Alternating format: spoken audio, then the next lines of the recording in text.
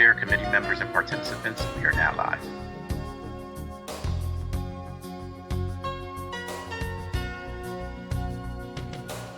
Good morning. I understand that the state law currently requires that the following announcement be made at the beginning of every remote public hearing as follows.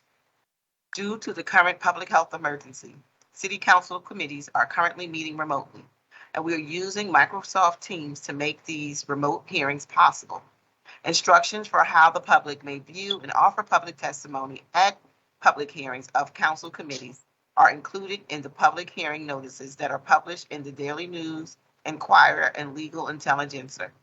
Prior to the hearings can also be found on phlcouncil.com. I now note that the hour has come. Ms. Khalil, will you please call the roll to take attendance? Members that are in attendance will please indicate that they are present when your name is called. Also, please say a few brief words when responding so that your image will be displayed on screen when you speak. Councilmember Helen Ginn. Good morning, Madam Chair. Good morning, colleagues. I am present.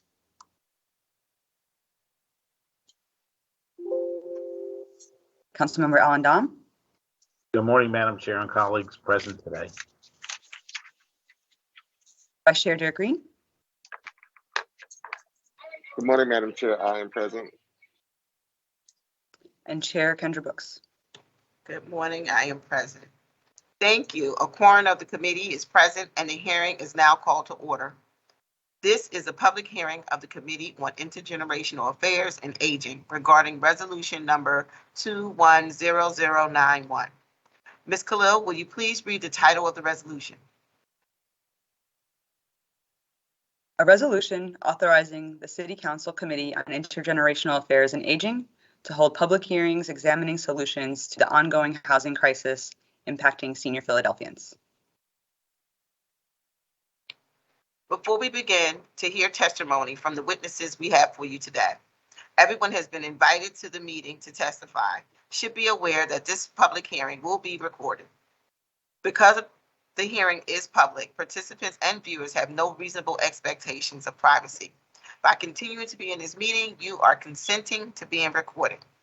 Additionally, prior to recognizing members for the questions or comments they have for witnesses, I will note for the record at this time, we will use the chat feature available in the Microsoft Teams to allow members to signify that they wish to be recognized in order to comply with the Sunshine Act. The chat feature must only be used for this purpose. Before we begin, I would like to make a few brief remarks on the hearing today. First, I would like to thank you all so much for being here. As the chair of the Committee of Intergenerational Affairs and Aging, it is exciting to continue my hearing series on how the housing crisis is impacting senior Philadelphians.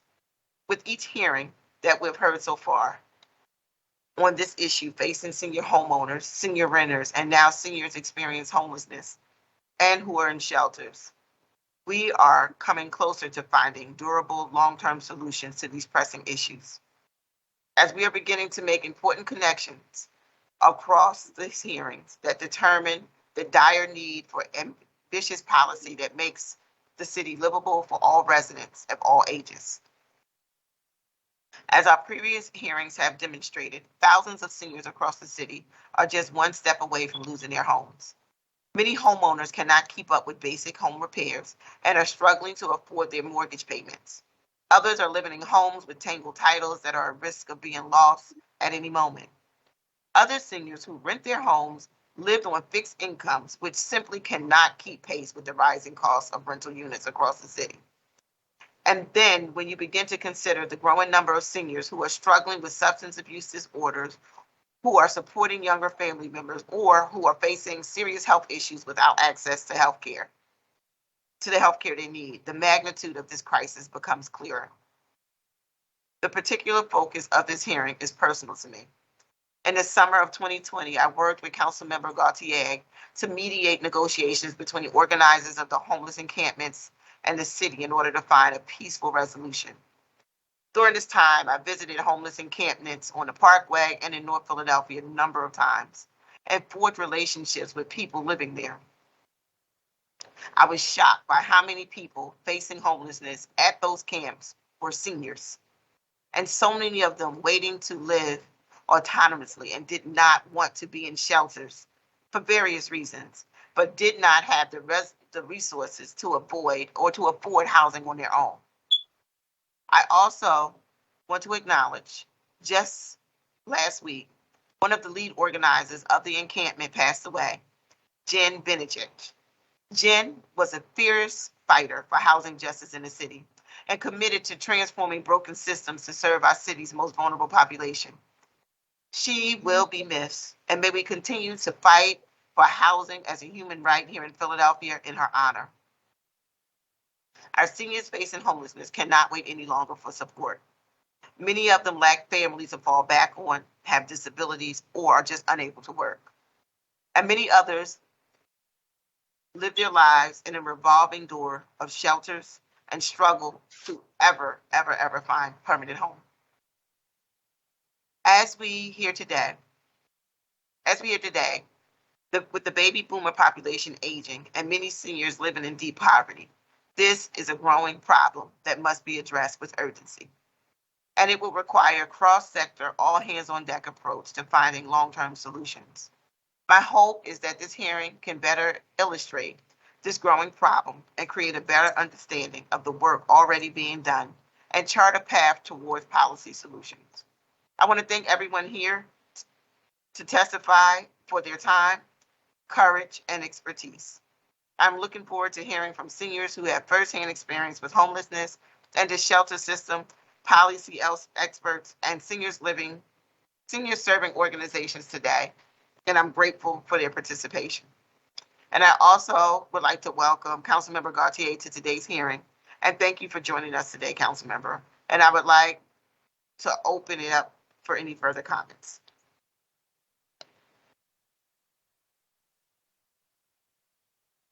Madam Chair, Yes, okay to make a few remarks. sure. I would like to recognize Councilmember Gautier for comments. Good morning, Madam Chair, and to the members of the Intergenerational Affairs and Aging Committee, and to all of the panelists and everyone watching at home. I'd like to thank my council colleague and Chair Kendra Brooks for inviting me to today's meeting and for shining a light on the rising number of seniors who are experiencing homelessness or living in temporary emergency housing. Seniors in our city are experiencing a housing crisis that sometimes has violent impacts. Just 2 weeks ago, housing activist Asantewa Nkrumah Toure found herself fighting against an illegal eviction where she experienced threats of violence. Fearing for her safety, Ms. Asantewa had to resort to having a network of friends take turns staying at her home to protect her. She had to call the police multiple times as a result of the intimidation she faced. Asantewa is incredibly brave for standing her ground, and I also admire her friends and allies who supported her while she fought for the right to stay in her home. Unfortunately, this incident is not an anomaly. Many seniors across our city are experiencing housing insecurity, either through the threat of eviction or simply the inability to find a place to live. In a city where rents are skyrocketing and the shelter system is struggling due to consistent underfunding, we must come together to create solutions that provide safe, affordable housing to our city's seniors, and I'm sure we'll discuss many of those solutions today. And Madam Chair, thank you again for having me in this crucial hearing and for hosting this important discussion. Thank you, Council Member. Ms. Khalil, would you please call the first panel we have to testify this afternoon on resolution 210091. Madam Chair, I just had my hand up to be recognized. Oh, too. I'm sorry, I didn't. Is Okay. that Council Member Gim? Yes. Okay, I would like to recognize Council Member Gim for comments. Thank you very much, and I will be very brief.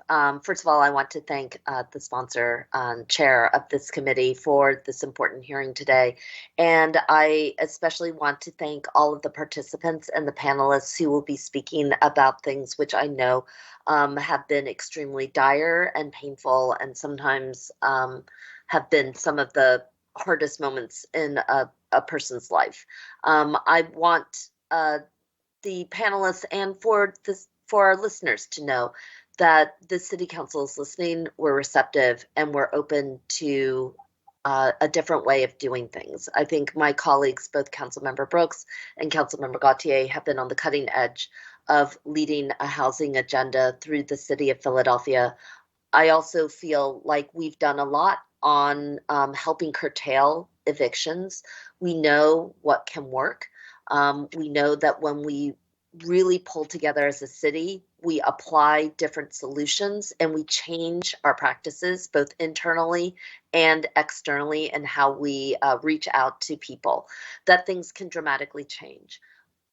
In what was once the fourth highest evicting city in the nation, over the last 2 years, Philadelphia, through a number of different policy changes and most definitely with support from the federal government around rent assistance, has been able to reduce our evictions by almost 75% 2 years in a row. So from 20,000 evictions that we are processing every year, we are figuring out how to get control of a situation that has been so inhumane and so traumatizing and cruel. And then I think the most important thing that, we want to hear today is, from our seniors, from individuals who are seeing things that we can't predict, or are sharing stories that we simply don't hear nearly enough in our city council body.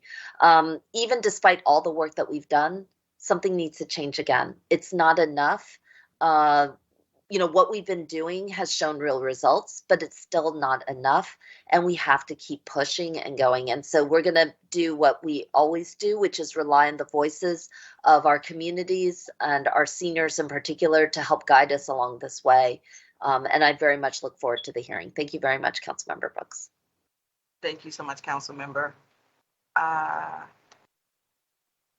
Ms. Khalil, can you please call the first panel we have to testify this afternoon on Resolution 210091? The first panelist this morning will have 4 speakers: Asantwa Nkrumah Toure, Robert Waters, Dominique Howell, and Kathy Fleming. Asantwa, you're up first. All right, thank you. Thank you. Can you hear me and can you see me? Yes, can you please state your name for the record and proceed with your testimony? Certainly.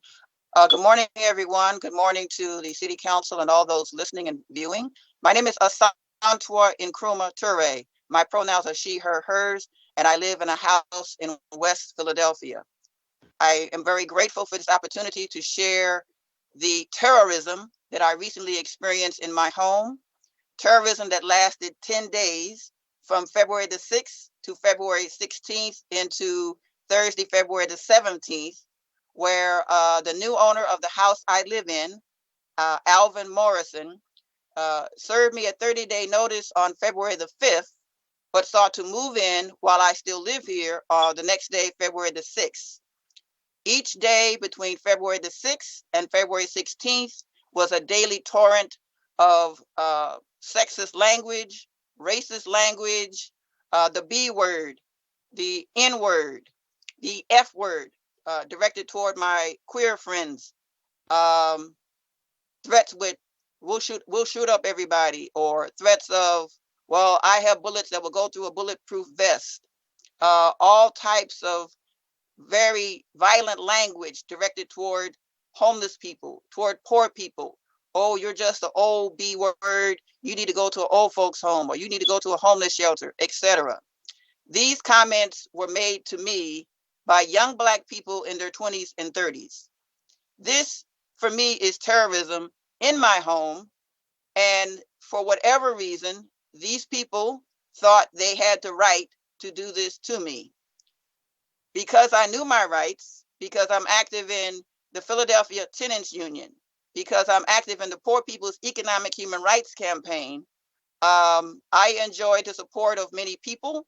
I felt like a head of state for those 10 days because I had 24-hour security. I had some of the best security, the most well-disciplined security you could ever imagine. And we had to do this.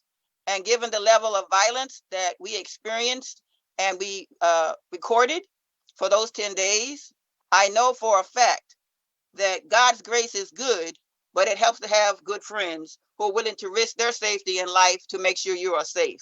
So I'm very thankful for those friends who were able to do that. One of the legal issues in my situation was a case of the leases. I kept my original lease that was signed August 28th, 2019. When the previous owner of this house, Terrence Small, sold it to the new owner, Alvin Morrison, the lease he gave the new owner was not the same as mine. If you give a lease to a new owner, the previous lease should be the same. Mr. Terrence Small forged the new lease he gave the new owner so that my lease and the new owner's lease were different. You don't have two leases for one address and they have the same date.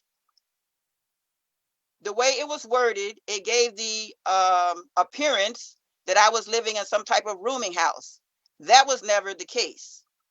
Due to the great and powerful legal assistance I had from Mr. Vic Patel of Community Legal Services, we reached out to my previous roommate. She kept her original lease, and her lease and mine are worded the same, meaning we were not limited to one bedroom or another. It was just the property, the house.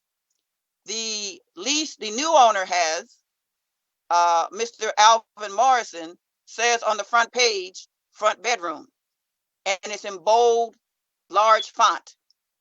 And it's clear that Mr. Terrence Small, the previous owner, sought to deceive Alvin Morrison and others by forging the lease in that way. So that's something we need to pay attention to in terms of leases and how they're worded, titles and deeds and so forth to property. We also know that there's been recent scandals of deeds and titles being falsified or forged, etc. So these are things we need to look at. But again, I am an older woman and I'm 64 years old and I'm not ashamed of my age. So I don't understand why the derogatory remarks about my age, these young Black people thought were necessary. But we need to also think about those people who may not have the community support, who may not know their rights, who may not know where to turn if they are found in such a situation, what we call a move-in eviction or eviction by intimidation. We know it's becoming more of a problem across this country. It's becoming more of a problem here in Philadelphia. There have been cases where a landlord will remove a door, remove a window, change the locks, change the name on the utilities, etc. But I was told by several people and Mr. Vic Patel, they've never seen a case of illegal eviction like mine, where a new owner seeks to move in and bring in all their friends and family who all live other places, who are not homeless, but they seek to move in to squeeze me out. I'm not to be squeezed out. I fought back and I'm glad I did. But I want what happened to me to help others. As I was telling Councilmember Gautier a little while ago, I'm also a survivor of domestic violence, and my abusive ex never locked me in a room. But 3 people in this situation locked me and 2 friends of mine in my room, and they did not let us out, and we did not get out till the police came. We had a young man named Malik Tape, Tappe, who had a gun in the house and was high on marijuana. I don't carry guns. I don't smoke marijuana.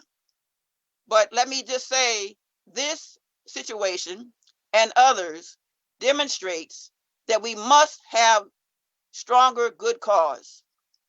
We must protect the rights of tenants. If housing is a human right, we need to organize ourselves as tenants and make sure that is so. So we want things that are designed to protect tenants when a landlord chooses to sell their property, so that during that period of time the tenant has an active lease. We want to require landlords to give the tenant 60 days, not just 30. Because even in the best of situations, even if you have a good paying job, 30 days is simply not enough time to find an affordable, safe place to live. So we want to require landlords to give tenants at minimum 60 days notice that they intend to sell their property and to provide financial assistance toward the tenant's new move. All of us know that moving is very expensive and stressful. You have to pay for packing, pay for a truck, pay for people to help you, first, last, and deposit, application fees, childcare if you have small children while you're trying to move. Moving is very expensive, and you should not have to go into debt to move to a better place, a safer place, because the landlord, the owner, decides to sell their property. Certainly, it's not illegal to sell your own property, but it must be done fairly and within the law. So in closing, I just want to say thank you all for your time. Thank you for listening. And again, I want to give a shout out to my dear friend, Jen Bennett, who passed away last week. She was a courageous fighter and she inspired me. I also want to give a shout out to Sherry Hankala of the Poor People's Economic Human Rights Campaign, Poor People's Army, because I learned a lot from these two women. And it's interesting to me that it's women like us who are leading this fight for safe, affordable housing. Thank you all, and God bless you. Thank you so much for your testimony. Do you mind staying on the line and when we go through the panel, before we ask questions? Of course. Thank you so much for sharing your story. Our next panelist is Robert Waters. Robert Waters. Mr. Waters, are you available? Yes, I am. Good morning. Thank you so much. Can you please state your name for the record and proceed with your testimony? Yes, my name is Robert Waters. I am a 63-year-old man who lives at Project Homes of St. Columba. I'm going to tell you my story to the best of my, I'm going to tell you my story. All right. Being homeless was a major stumbling block for me, especially for seniors. I feel like now that we have been used up, and it seems like people will just put us out like a piece of trash or something. Now that I have been used up and put out trash, I was raised by both parents. I come from a good family. I went to college. I raised my family. My children doing good. And, I'm proud of that. But in the meantime, when I was working in the construction field. And things just went downhill. I couldn't work. Doctors told me I couldn't live the life that I was used to living. Working, I worked every day. My life went downhill like a sparrow. It was like a domino effect on things. Once one thing happened, then it was something else. And it just got out of control. And for more than like 20 years, I haven't worked in 20 something years. So as myself, I struggled on the street trying to take medication. It's hard to take medication when you're homeless. With the medical problem that I have diabetes.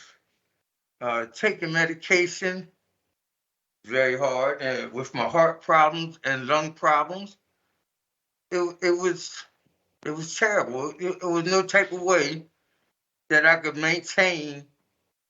I was trying to maintain my health, and to the best of my ability.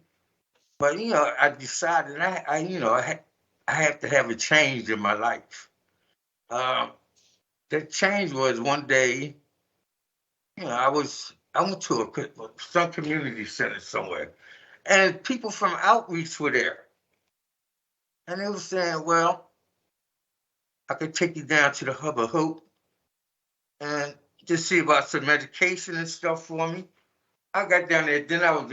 Then I was shown there are other means that were out there for homeless people, especially for seniors. I mean, seniors are having a hard time. Just it's I don't know which. I know taking the medication. I mean, I had like 3 surgeries during the time I was here at St. Columba. Major surgeries. St. Columba, it wasn't. They couldn't take care of my knees at that time when I had those surgeries, so I had to go to a rehabilitation nursing home to learn how to dress my wounds and stuff like that. It would have been nice if we have nurses here. We have a nurse that come once a week. But if we had a nurse to come every day to see about the homeless men's needs here in the shelter, life would be a little less complicated for us seniors. Because a lot of us have physical problems, some mental problems, and emotionally, we're just being destroyed. Because me personally, as a person, feels though that sometimes people that are trying to help you don't really want to help. But I mean, I'm just one person, but I see it with my own eyes here. Staff, I mean, the staff do the best they can with, working with the seniors here, the homeless, and I mean, the ones that are here, they giving it all, but a lot of them aren't qualified to do to give you the medical attention that we need. So, I mean, it would be nice to have a nurse every day, someone that just take noticing how your medical situation is. Just one person to do that.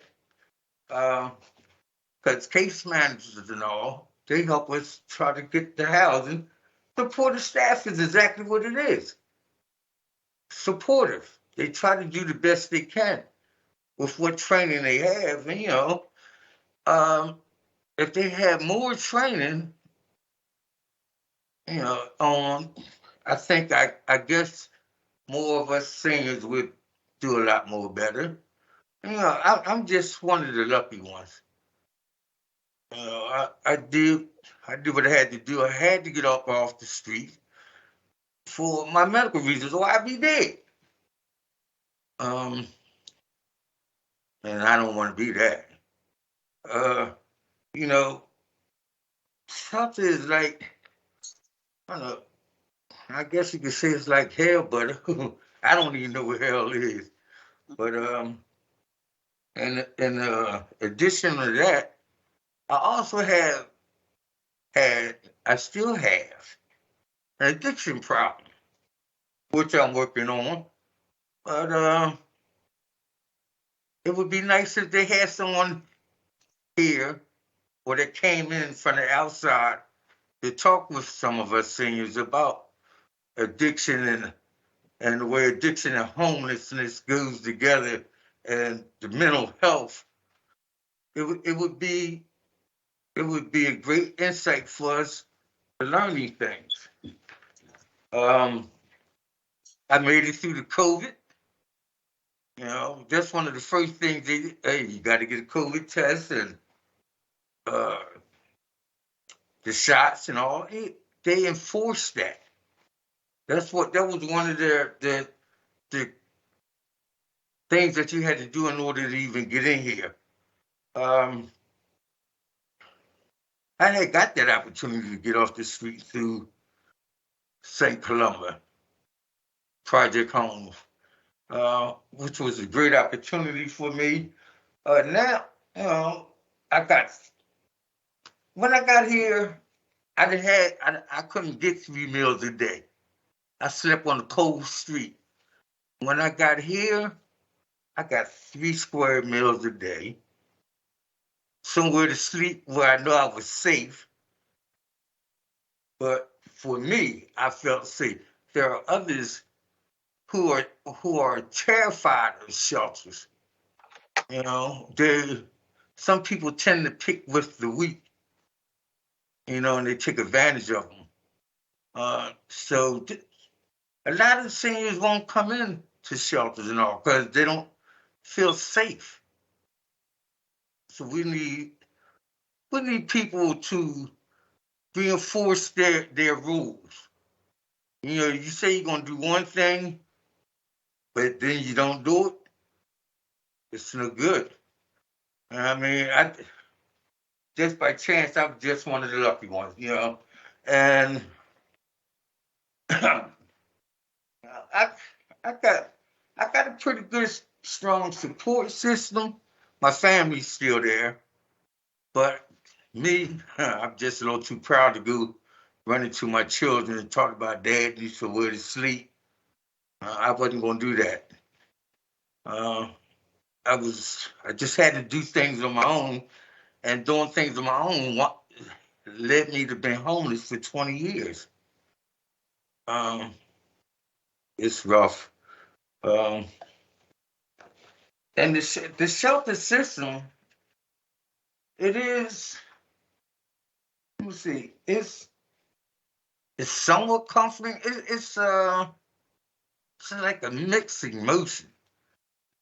It's supposed to be comforting for you to help you to get better, mentally, physically, and emotionally. Uh, with the case managers or people advocating for you to get housing, and then turn around, and then some people just don't give a damn about nothing. They be like, "Hey, they did it to themselves." That's how. I have actually heard people say that.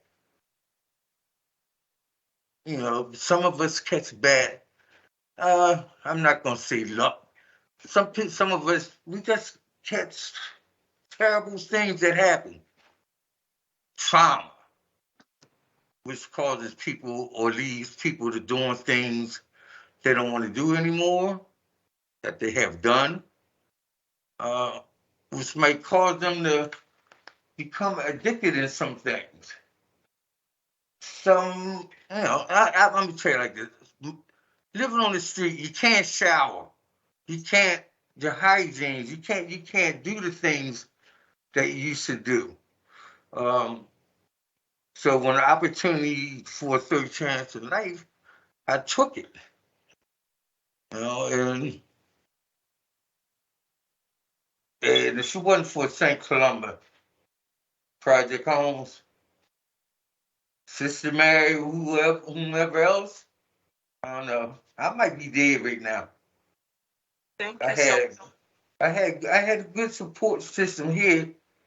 They tried their best to do for me. I just had to comply and do what was suggested. Thank you so much, Mr. Waters, for your testimony. Can you stay on the line? I have a few questions for you. Sure. Thank you so much. Our next person for testimony is Dominique Howell. Can you please state your name for the record and proceed with your testimony? Hi, it's Dominique Howell. Thank you for allowing me to speak today. Good morning, everyone. My name is Dominique Howell, an independent living specialist at Liberty Resources, Inc., a center for independent living for people with disabilities. I'm here today to speak on the ongoing issues that seniors with disabilities experience regarding housing and homelessness. I want to start by highlighting the story of my consumer, Yvonne Hood. She is currently experiencing a housing crisis that is a result of her former landlord / owner of her apartment selling the property. Not only was she displaced, but also her neighbors. Unfortunately for my consumer, she is not able to afford the unfair rent increase that was set by the new owners. My consumer was aware of the possibility of the sale of the property and began applying for units, but has had no success in finding another place due to the many waiting lists across the city for seniors. With this circumstance, my consumer will be completely homeless, and because of multiple health conditions that cause her disability, she will not be able to be placed in the shelter system. My consumer's story is an all too common reality for many of our consumers. During the height of the pandemic, I had two consumers who are seniors experience homelessness and were afraid to be placed in the shelters because of their health conditions and disabilities. These are just a few stories of seniors who experience homelessness, but as you know, the number continues to rise for many reasons. The most obvious reason is the lack of affordable, accessible housing and the inaction by the city to prioritize funding for this crisis. Another reason is the long process to obtain home and community-based services. These services help seniors live independently in the community. Without them, many seniors are becoming unhoused and are being put in nursing homes, which are just as unsafe as shelters due to the conditions of many buildings. I also think it is important to highlight that many seniors would rather risk living in other safe conditions than to go in a shelter that can't meet their needs anyway. Excuse me. Why is my computer freezing? I apologize, guys. Oh, there it is. I'm sorry. There is another highlight to this ongoing crisis that must be addressed today, which is the point in time count. As many of you know, the PIC count is vital to the data of the unsheltered homeless population. However, the challenge with this count is that many of our seniors that are homeless will not be counted because they are afraid of living on the street. So instead, they couch surf, squat in abandoned buildings, and live in their vehicles. This is a very important factor to consider because it is another way of people living unsheltered.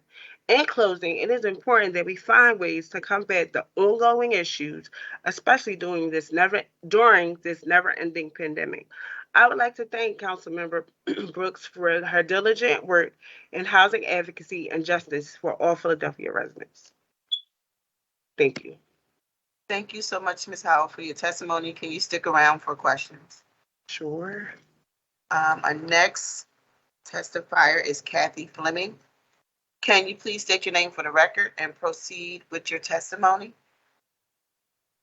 Good morning. My name is Kathy Fleming, and I'm the lead case manager at the Center Philadelphia. Today, I wanted to discuss two significant barriers that our participants face, such as access to affordable housing and the resources to be used after receiving housing vouchers. When a participant walked into my office with a housing voucher and a list with the names, phone numbers, and responses from over 40 landlords that they found on the affordable housing website that PHA told her to use, they were told by those landlords that they don't honor vouchers. This is unacceptable. When a participant walked in and said, I don't want to be in a shelter anymore, but I just can't afford to keep applying for housing, proceeds to show me $400 worth of money order receipts. $400 that they had to strategically set aside from their disability check to pay application fees to landlords with no intentions of renting to them. It's unacceptable. When a participant needed assistance applying for senior housing when it was available, I go to the PHA website and then I attempt to access the application. I met with a broken link. So I call, I'm placed on hold for 15 to 20 minutes until the call is abruptly disconnected, time after time. This is unacceptable. Like so many others shouldering the weight of this pandemic, it's been mentally, physically, and emotionally challenging. However, despite those struggles, policy and guidance from OHS has allowed us to have many victories for our community. I've had many successes with the single room occupancy program referrals, which has led to many individuals obtaining permanent housing. Collaborations between agencies like ours with others has provided a reliable network of critical services during the peak of the pandemic for our seniors and others suffering from housing insecurity. It's time to examine the root cause of so many of the barriers that these individuals are facing so that others won't have to face them in the future. It's time that any and all systems that are counterproductive to our shared goal of preventing and ending homelessness be put on notice and demand that they provide accurate information and service delivery. Regardless of whether we are elected or hired at our respective agencies, we mustn't forget to affirm that every life has value and every person deserves to be safe and treated with dignity. Equity and equal access to resources are vital. We owe it to our seniors and to the entire community to not only examine the root causes of homelessness, but to be active agents of change during this crisis. There are life course implications, such as physical and mental health issues that are associated with housing insecurity, while our community is struggling to address diverse homeless population's extensive array of needs. Housing assistance barriers strain service delivery. As such, prevention efforts remain inconsistently implemented in Philadelphia. Yes, we can and we should celebrate our collective victories for those we serve, but there is more work to be done. And in conclusion, as someone who has experienced housing insecurity, I know the positive impact of our service providers and those working at the policy level, and I value all your hard work. Thank you for allowing me to advocate on behalf of the community that we are all tasked with serving. Thank you so much, Ms. Fleming. Can you stick around for questions? Yes. Thank you so much for your testimony. I have a few questions for the panelists, but before I open this up for questions to my fellow committee members, my first question is for Ms. Nkrumah. Yes.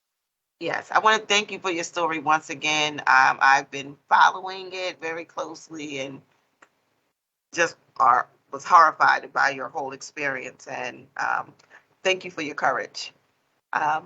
So my question for you is, how could housing laws be expanded to protect other senior tenants in a situation like yours, where the landlord sold the unit and the tenant still has rights to the property? Well, first, let me say my little joke is, as Councilmember Gauthier said, I was a strong person. I'm not strong. I'm just an Aries that knows God. But I think for all the laws that now exist, they must be enforced. That's one. Secondly, as an example, the new owner of this house, Alvin Morrison, had an inspector come on January the 8th when he had a tour. The inspector pointed out several problems with this house. Based on those problems, the previous owner came down on the price from $225,000 to $175,000. And one of the problems the inspector told the new owner is none of the electrical outlets are grounded. Let's think about the fire in Fairmont. All right. Now, I wrote a letter to code enforcement, sharing to them what was told to myself and the new owner about the electrical outlets not being grounded. And they told me it could take up to 20 calendar days before an inspector could come out, because there's only 45 full-time inspectors in a city the size of Philadelphia. That is unacceptable. Whatever resources code enforcement needs, it should have them 5 times. Okay? The previous owner of this house, Terrence Small, never had a license for this property until January the 10th, and I've lived here since 2019. We have an underground economy in Philadelphia. The previous owner of this house tried to low-key pressure me to pay him in cash. I refused. So he wants me to pay him in cash. He doesn't have a license, right? So that's the underground economy. How do we address that? Okay. For houses to be inspected properly to make sure they're safe, how do we address that if the agency responsible for that is understaffed? We have to look at that. We have to, again, look at good cause and strengthen that so that it has real teeth to make a real bite and make a difference. I don't mean no kitty cat bite. I mean like a panther bite, like for real. We also need rent control. Rents should not be allowed to increase so dramatically from year to year when salaries and wages do not increase to keep up with the cost of inflation. So rent control that's real, good cause that has teeth, and organized tenants and others of goodwill who believe in housing justice. Because if we say housing is a human right, we have to make it so, but it's up to us as a community. It's up to us as tenants. We have to organize ourselves. We must organize ourselves. And it should, now let me just say this, Councilmember Brooks. I was very disappointed with a Lieutenant Johnson, a Black female supervisor who came on the scene on Tuesday, February the 8th. And she's making a determination on the scene. She looks at the new owner's lease and looks at the back signature page and says, "Is that your signature?" I said, "Yes." It's dated August 28th, 2019. I showed her my lease that I had in my hand. And I showed her the signature page on the back of my lease, and they are the same. But she made a determination to side with the new owner. Therefore, she gave him permission to cut the locks on my workroom door. My workroom is where I have my computer and my printer. I need my computer and printer to look for another place, to submit applications, to submit my pay stub, to submit a copy of my ID or whatever is needed to help me continue to look for another place to live. So the police told me to take the lock off. I told them no. So Mr. Malik Tapp, a friend of Alvin Morrison, cut the lock off my workroom door and left my computer, my printer, and my files vulnerable to being destroyed or thrown out. I need a computer to look for another place. Everybody wants applications online. They want you to pay application fees online. So the police left. I put another lock back on. This is another example of the harassment that I face. The terrorism I face from these young Black people who didn't take the time to know what the law says. I advised the new owner, Alvin Morrison, to take advantage of the same resources that educated me. I text him the contact information for Turn. I text him the contact information for Community Legal Services. I still have the text. He didn't take advantage of any of that. And now here we are. So I will be pursuing all legal options that I am legally entitled to. My friends, and I want to especially thank the Eviction Defense Network, who made sure I was safe, who slept on my sofa, who slept in my chairs, because these people would come in and try to push people around and would call me the B word and the N word by sitting on my sofa in my chair. So we need to look at all of this and make sure this never happens again. Thank you so much. I heard a lot of policy recommendations so far, and I look forward to working together with you, but thank you for getting these on the books. I see Council Member Gautier asked for a point of information. I just wanted to support Ms. Asantewa's point that we need to enforce the laws, and also her testimony about what it was like interacting with the Philadelphia Police Department around this issue. Although as Asantewa kind of went more into this saga, the police did become more helpful. In the beginning, I was very surprised at their reaction to what was going on. Illegal evictions are supposed to be just that, illegal.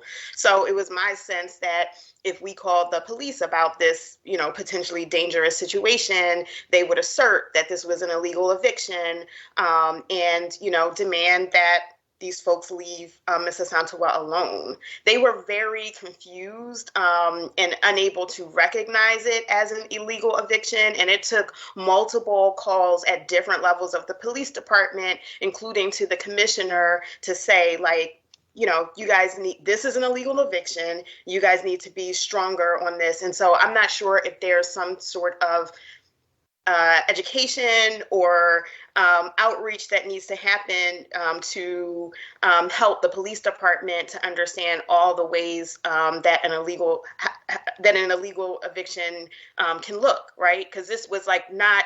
I just think that because what happened was so unique, they were very confused about it. And I think that led to this going on for like a really long time. So I just wanted to support that comment and also offer, maybe some thoughts on what we need to change in that area. Thank you. Thank you so much, Council Member. I see a hand raised from Council Member Gim. Yes, thank you very much, Madam Chair. I also want to echo Councilmember Gautier's sentiments and the urgency of our pulling together a dialogue with our legal advocates and specific agencies within the city. As I think was demonstrated by the testimony, some of the comments here are just simply shocking. It is upsetting to hear Ms. Fleming talk about, her clients being denied, vouchers as a source of income when source of income discrimination has been prohibited in our city for a while, and we need to get this information out there. I do also feel like,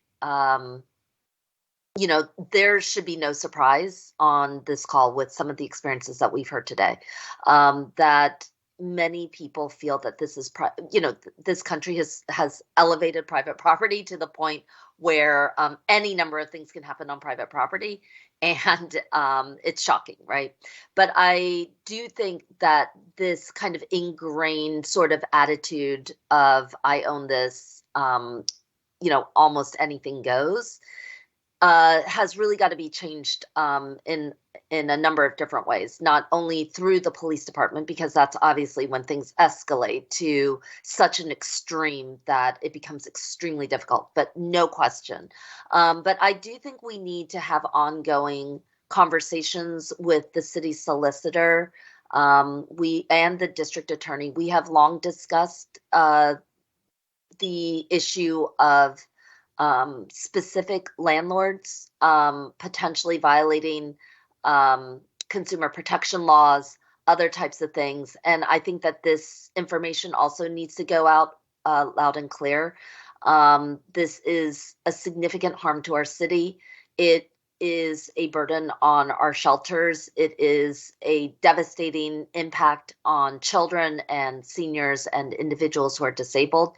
So it is a city issue. This is not just a private issue. And then lastly, I guess, I think this is something that Councilmember Brooks and Gautier and I will continue to work on. But the right to counsel effort rolls out in 2 zip codes, in 19121 and 19139. And the purpose of right to counsel is for us to be an external focused agency, bringing information, resources, and not merely just legal assistance and the law or, lawyers to the mix, but to really support these particular zip codes where we're seeing an inordinately high amount of evictions. And I don't think that the responsibility has to fall on the tenant. It really does have to fall on landlords and people who are renting out. So I just wanted to add that that is something that I think that this committee could really advance a lot of work on in terms of city conversations. And then just want to continue to thank Ms. Fleming, the gentleman, I'm sorry, I know your name is listed under over at Ms. Gallant, and all of our testifiers today, because I think you're going to be guiding us about what exactly it is that we need to focus on and who we need to be directing our attention to. Thank you. Thank you so much, Councilmember Gim. My next question actually is for Mr. Waters. I appreciate you bringing up the need, or bringing light to the need for medical vulnerable seniors living in shelters. And it doesn't seem like you're acting too much to have access to medical services every day. And I thank you for sharing your story and your recommendation. But one thing I just needed to hear again, just for clarification. Did you say that since there was no nursing care available at the shelter, you had to go into, you call it a rehab facility or / nursing home in order for you to get your medical needs back on track before you can be admitted back into where you were living? Did you hear the question? Yes. They didn't have a nurse here to show me or to advise me how to clean my wound. So I had to go into a nursing facility where they taught me how to pack the wound and keep it cleansed. And by being in St. Columba, it's any shelter. It's not the cleanest. Mm-hmm. We all know that, I assume. And after I left the nursing home, St. Columba, they went beyond their means to make sure I had a clean bathroom where my surgery didn't get infected. And I mean, they actually did make me feel good about that. But what I'm saying is, at the beginning, I didn't know what I was gonna do. I was stressed out. I didn't know what I was gonna do. All I know is I got all these surgeries, where I'm gonna stay at, and I'm gonna wind up back on the street with this major wound. It's just to say, like, St. Columba, they have wheelchair accessible ramps. I've seen people come, and it makes it a lot easier for a person in a wheelchair if they're wheelchair accessibility to as far as somebody happen to help lift them out in their chair and all. St. Columba will make way to help you in some form or fashion. So, would that help to answer your question, council member? Can you state your name for the record? Oh, I'm Helena. I'm just here supporting Robert. Okay. I just wanted to clarify and make sure that was kind of what your question was directed towards. Yeah, I just wanted to be clear that because there was lack of medical support available to Mr. Waters, and other folks that are leaving hospital situations, it forces them to go into a nursing home facility temporarily, and it questions the availability of their bed being available when they come out. Is that what I heard? No, my bed was still available, but I'm saying I didn't know which way to go. I didn't know what was going on, because I was more worried about the surgery than trying to worry about where I'm going to go from here, where I'm going to lay my head at. I couldn't worry about both of those things because I was very stressed out. Okay. Thank you so much for that. My next question is for Ms. Howell. Can you speak a little bit more about what you view are the hurdles that seniors with disabilities face when it comes to assessing shelters, and why might seniors with health conditions be wary about living in city shelters? Well, to echo Mr. Waters, when we get calls at Liberty, mostly information and referral calls, and they are seniors who are either facing homelessness or are homeless, the first thing that they normally talk about is their health and their conditions, especially respiratory condition, and how they utilize oxygen tanks and need access to medicine and need access to being able to go in and out of the shelter to do doctor's appointments and therapy and all kinds of other things. And so what I know from my experience is that medicine is locked up and it's not always readily available in the shelter. You have to wait until someone is able to do it. And also, if we're talking about respiratory issues and you need an oxygen tank or a nebulizer, some shelters don't have the adequate space to provide that. And so a lot of seniors and homeless people in general are scared to go in if they have autoimmune diseases, because that environment will exacerbate whatever health condition they have going on. Okay. And I think that if we can find more adequate space for those particular seniors, so they don't have to be like Mr. Waters and go into a nursing home, which we promote independent living and inclusivity and diversity and equity. If we can find adequate space to provide that particular things as far as healthcare is concerned, because like you said earlier, healthcare is a human right. And so he shouldn't, Mr. Waters and all the rest of our consumers that call, shouldn't have to worry about, my health or my housing at the same time. That alone can, what am I trying to say? Can exacerbate mental health issues. And then we have a whole nother can of worms to open up, so to speak. And so that's the issues just pile on. So I think if we find ways to put the two together and really combat the issue of health and housing, the shelter system would be a lot better. Thank you. And you mentioned point in time count as a way to determine the number of people currently without home.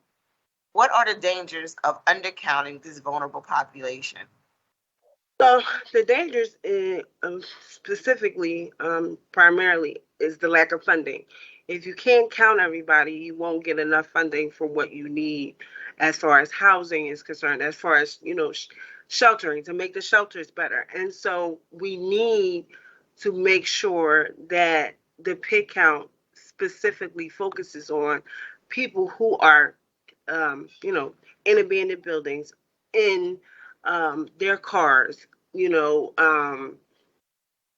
couch surfing. We need to find better solutions to focus on that, because without the proper numbers, we will never get the funding that we need. And we know that we desperately need funding in order to help combat this issue.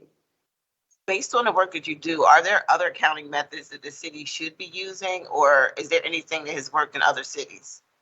So as far as the PID count is concerned, unfortunately, the pandemic for last year got in the way of, really getting it out there. I think if the city built a better relationship with more people on the ground prior to the actual day of PID count or days, and talk to more, I always say consumers, more seniors or more people on the street, they would have a better relationship.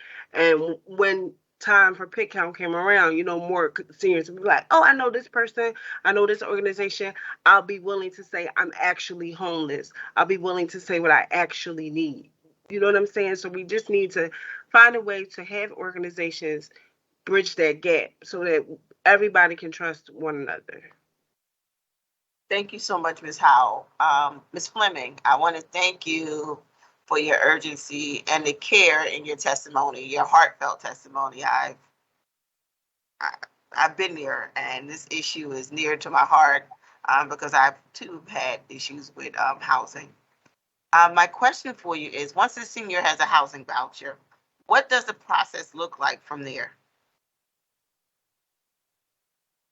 From my perspective and my experience, when someone comes in with a voucher and they go, it's mainly they get the voucher and then they're sent off on their own to find housing, which a lot of times there can be technology issues, mobility issues, things like that. So they have to find it themselves, but how are they going to get there? Or if they're coming directly from a shelter or the street,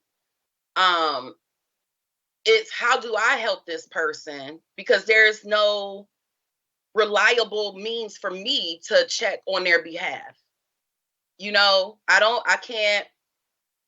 I make phone calls as best I can, but I'm not a housing case manager. So whatever is available in the city, I just have to, go through and hope. But a lot of times what I'm running into with the website that I used to find housing, I've called landlords and I've been told that I need to send money. This is via text message. It just feels uncomfortable. I don't know a better way to describe it. It just feels uncomfortable. It's like, is this really your property? I don't know. Sometimes the information that's provided on the website isn't accurate. They don't have the proper phone numbers. So then now the person in the office, they're upset because they don't, those vouchers are time sensitive. Luckily, during the pandemic, they've been able to extend the time frame that one has before finding a place, but that's unhelpful if I can't even access main systems. I'm not just talking about PHA, I'm talking about just like affordable housing. So what do I do for this person? What do I do for this person who has been sleeping on, like physically sleeping on the street, who has this access pass to not be in that situation?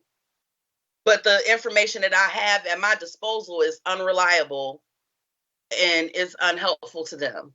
So it's a cycle, and it gets old after a while, because I know in social work they tell you don't make it personal. How can you not? I look at, if this man was 68 years old with the voucher, how do I look at this man not like it's not my dad or somebody, and then know that he's going outside to sleep on the ground? I need to have the access. It needs to be reliable, and it's a collaborative effort with housing and the people like me who are working to get these people off of the street. Yeah, I get it. I mean, we get phone calls in our office every day with folks, and we're trying to figure out who's the best person to connect them with. But to add to that, can you elaborate further on some of the obstacles seniors face when they are provided with subsidized housing options, but they're outside of the city? How do they get there? Okay, so the people, like, I know my director, she's probably watching this cringing, but because I'm passionate and it can go off the rails really quickly. But how can we expect a person to look outside of the city and there's no means of access of getting them there? How do we move? Who's paying for moving trucks? Who's paying? Who? Because if you're on a fixed income, do you have money to get somebody to help you move? Why are we asking people to leave a city that they grew up in to go to somewhere new where they might not even know anybody? So that already is a dent in their support system. Then there's the access to getting them there. How? I mean, how? And in a perfect world, it's like you want to just take first of all, no one in the United States, I want to put this on the record, nobody in the United States should have to be homeless, period. There's no, we're not going to beat around the bush about it. There is no reason for anyone to be housing insecure. But the fact of the matter is people are, and it's devastating. There is so much that needs to be done, but how do we go about doing it? Because there's always that how. We know what needs to be done, but how do we go about doing it? And our seniors and other housing insecure individuals that we see to every day are asking us these questions. And what do I tell them? Oh yeah, I can go out to Montgomery County, but I know I just have my stuff here that's in this shopping cart. But who's going to help me move my items from my shopping cart to Montgomery County? Thank you so much, Ms. Fleming, for your testimony. And I want to note that Liz Hirsch has said she will connect with Dominique later in reference to the PIT program. And I think she'll probably bring it up during her testimony as well. If there are any, that concludes my questions. And I want to thank all of the panelists for this. Are there any questions or comments from members of the committee? Councilmember Gautier? Thank you, Madam Chair. I wanted to ask Ms. Howe if she would be able to estimate the percentage of her clients that are unable to use Section 8 housing vouchers successfully. You're asking me? I was asking Ms. Howe. Anybody else who can chime in? I'm ready if you're ready. Unfortunately, that most of them cannot. We have the same problem as Ms. Fleming, because most of our consumers, unless they are ambulatory and don't utilize any mobility aids like wheelchairs or walkers, that we cannot find accessible housing for them. And so I had a consumer who was homeless during the pandemic, who had an autoimmune disease again, and he could not access the shelter. And so he had to move to the mountains and be homeless in the mountains because we could not find any accessible housing. And so, and we have probably over the last year, we've helped so many people try to find accessible housing. And unfortunately, for me specifically, I've only been able to find 2. And most of my consumers that call are looking for accessible housing or have access to vouchers. But unfortunately, just like Ms. Fleming, when you go on the PA Housing search website, you either are met with, we don't accept vouchers. We don't have any availability. We can't make our place accessible. We don't have the resources. We don't have the money.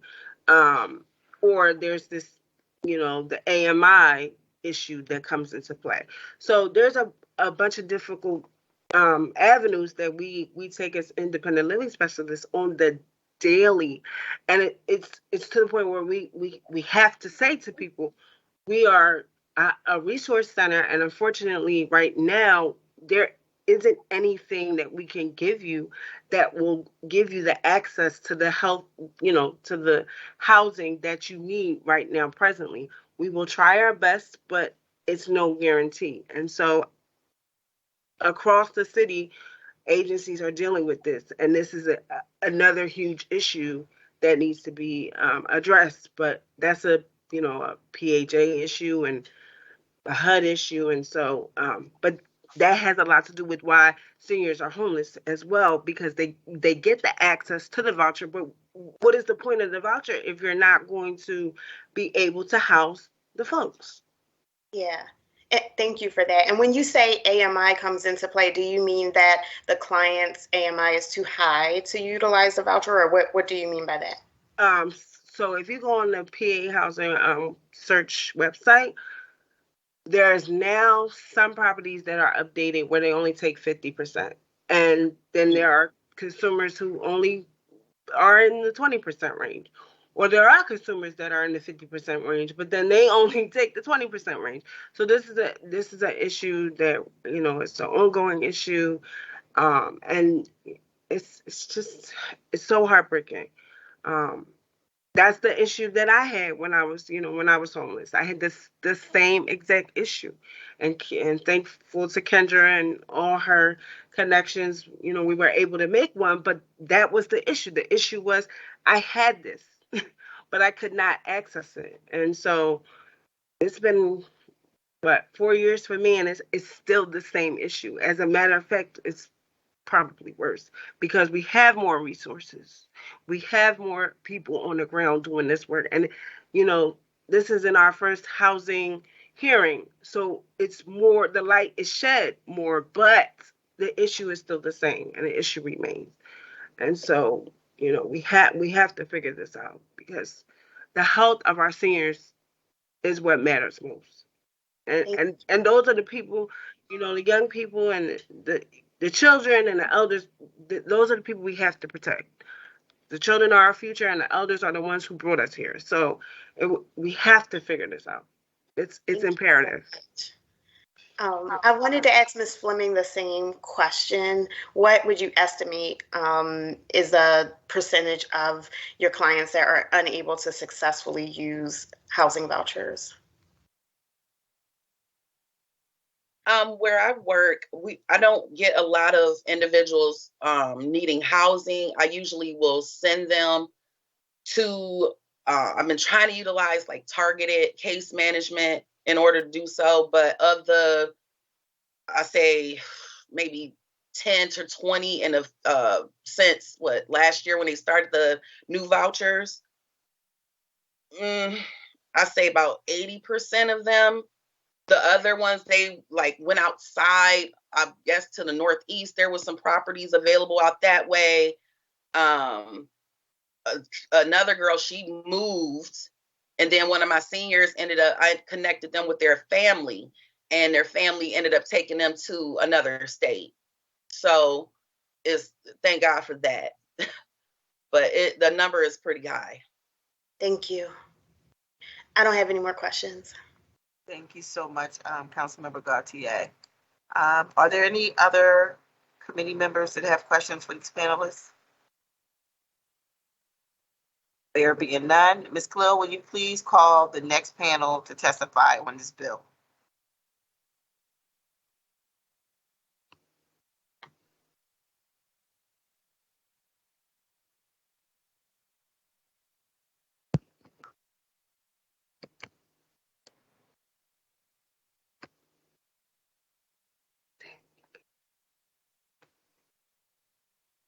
Ms. Khalil, are you available?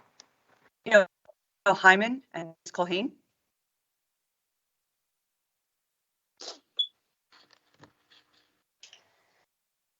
Good afternoon. Mr. Hyman, are you connected?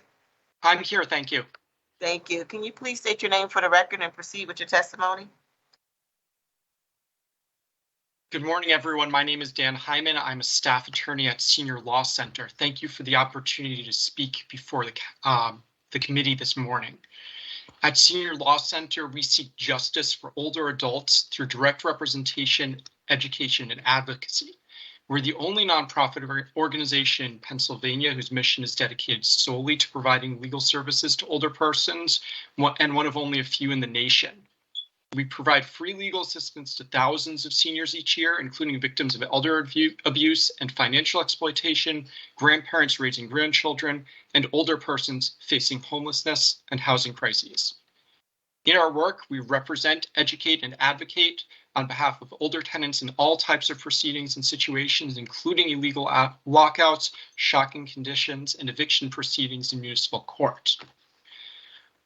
Over the past years, and especially over the past few months, we've been seeing an increasing number of seniors forced out of their homes without a safe place to move. One factor pushing seniors out of their homes is the increase in cases where landlords are attempting to force seniors, often long-term tenants, to move out when a property is purchased by a new owner. I want to be clear, When a residential property is purchased by a new owner under Philadelphia and Pennsylvania law, the new owner takes subject to any existing lease. However, there's a trend of investors buying housing stock in order to flip it for a quick profit or to take advantage of rising rents. This leaves existing tenants in the crosshairs. In some cases, a current landlord does wait until a lease terminates, until it ends, and files an eviction case based on termination of term. In other instances, landlords simply refuse to make necessary repairs to force a tenant out. We had one recent case where a senior couple had been living in their home for several decades. The home had switched ownerships a number of times. The most recent owners refused to fix a plumbing problem that had slowly escalated to the point where raw sewage was backing up into the basement. The new owner simply refused to fix it, saying they just wanted the tenants to move.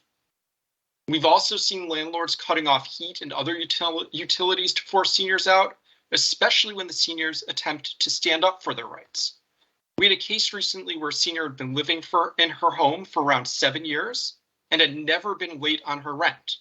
She learned the landlord did not have a rental license and told the landlord she wouldn't pay any more rent until the landlord got a license. The landlord retaliated by shutting off the electricity in an attempt to force the tenant to move out. We had another case where the landlord refused to make repairs to a wall that was in danger of collapsing. The tenant asked repeatedly for the landlord to make the repairs over several months, and then finally, at the end of his rope, called licensing inspections. As soon as the inspector showed up and noted the violation, the landlord cut off the heat to that unit. Again, attempting to retaliate against the tenant and force them out. It's grown more difficult for seniors to find alternative housing. Before the pandemic, my clients could usually find a new place that was safe, decent, and affordable within a month or two. Now, I often have clients who cannot find any alternative housing after months of searching.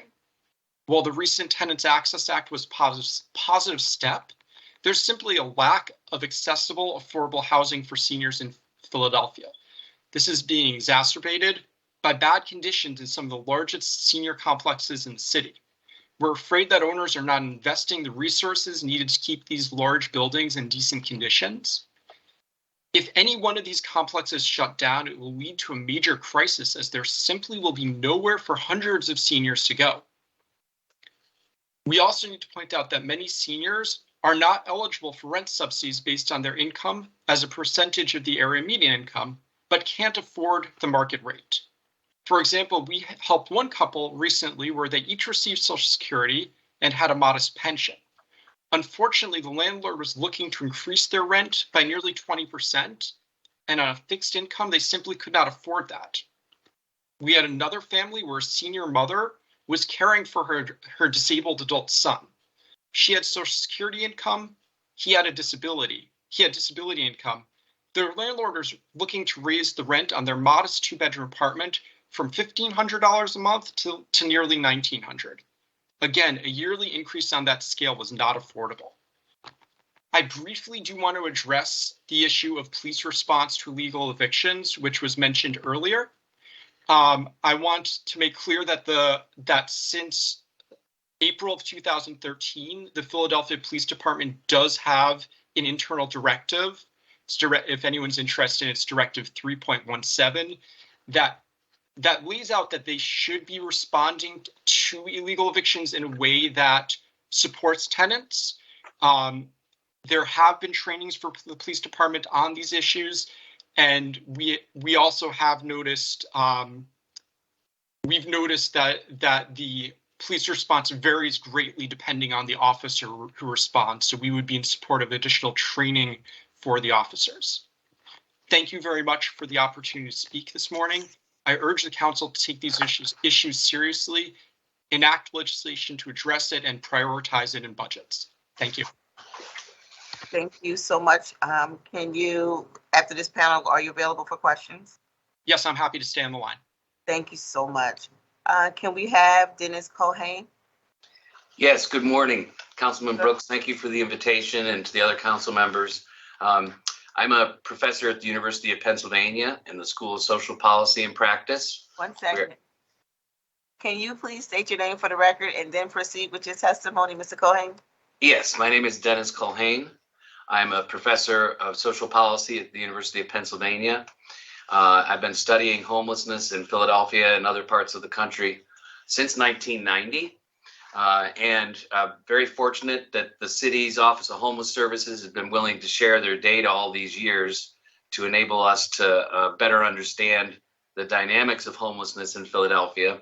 One of the things that we have been tracking literally since 1990 is a particular demographic group that's at high risk of homelessness, the highest risk of homelessness, and that is people born between 1955 and 1965. It's the second half of the baby boom. Even as early as 1990, they were the largest population of people in the adult shelter system, with an average age at that time of 30. That population bubble has essentially continued to move to the right in time, and they now have an average age of 62. We did a study with Boston, New York, and Los Angeles, and we published in 2019 that we project that the number of elderly homeless will triple from 2017 levels by 2030. So we're not quite even halfway there yet. So the problem that we're experiencing of elderly homeless is going to only get significantly worse over the next 5 years. Now, these are folks, we can say they're elderly at 65 plus, but people who are homeless tend to have premature aging related health conditions. So in some places, folks consider homeless people 50 and over to be potentially aged. Certainly people 55 and over should be considered potentially aged. The problem with that, of course, is that they are not eligible for SSI by reason of age until they're 65.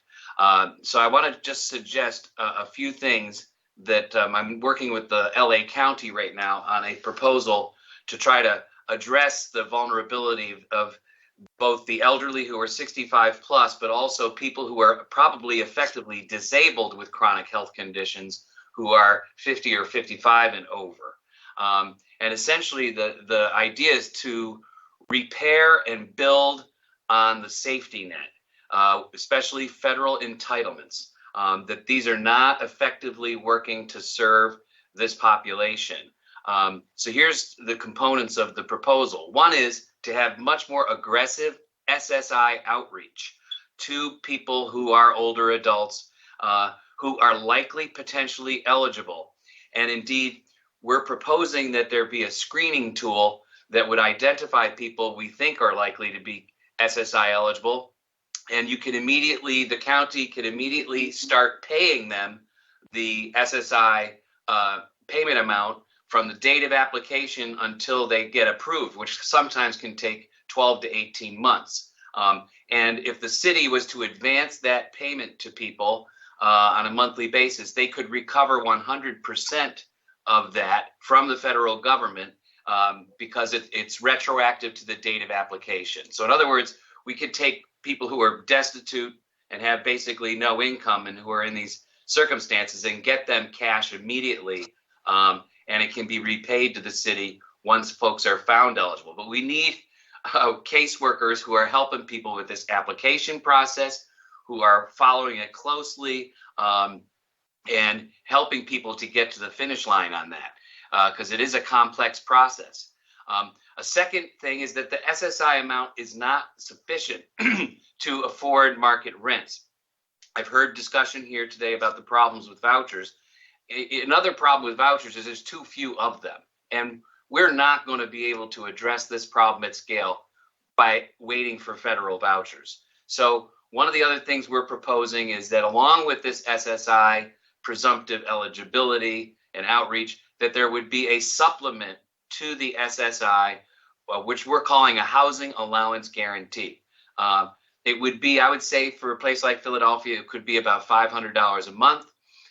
The client would know that they have the potential for this contribution toward rent, plus they could contribute some of their SSI, but it is intended for a shared living situations, much more flexible. Another problem with the voucher is that, you know, you have to live alone and you have to find a 1-bedroom or an efficiency, etc. So another alternative is to help people, you know, to move into a shared living arrangement with family, with friends, with a roommate, or even in a boarding situation. And giving people essentially a letter telling them that their rent would be guaranteed, or this rent supplement would be guaranteed. They can go and try to find a willing friend, family member, or someone who's renting out a room, and so that they could move in. So that's a second part of the proposal. The third piece is who's going to do the services? Who's going to help people find the apartments, move in, and get settled? Well, the federal government, the Centers for Medicaid and Medicare Services, has recently issued new guidelines.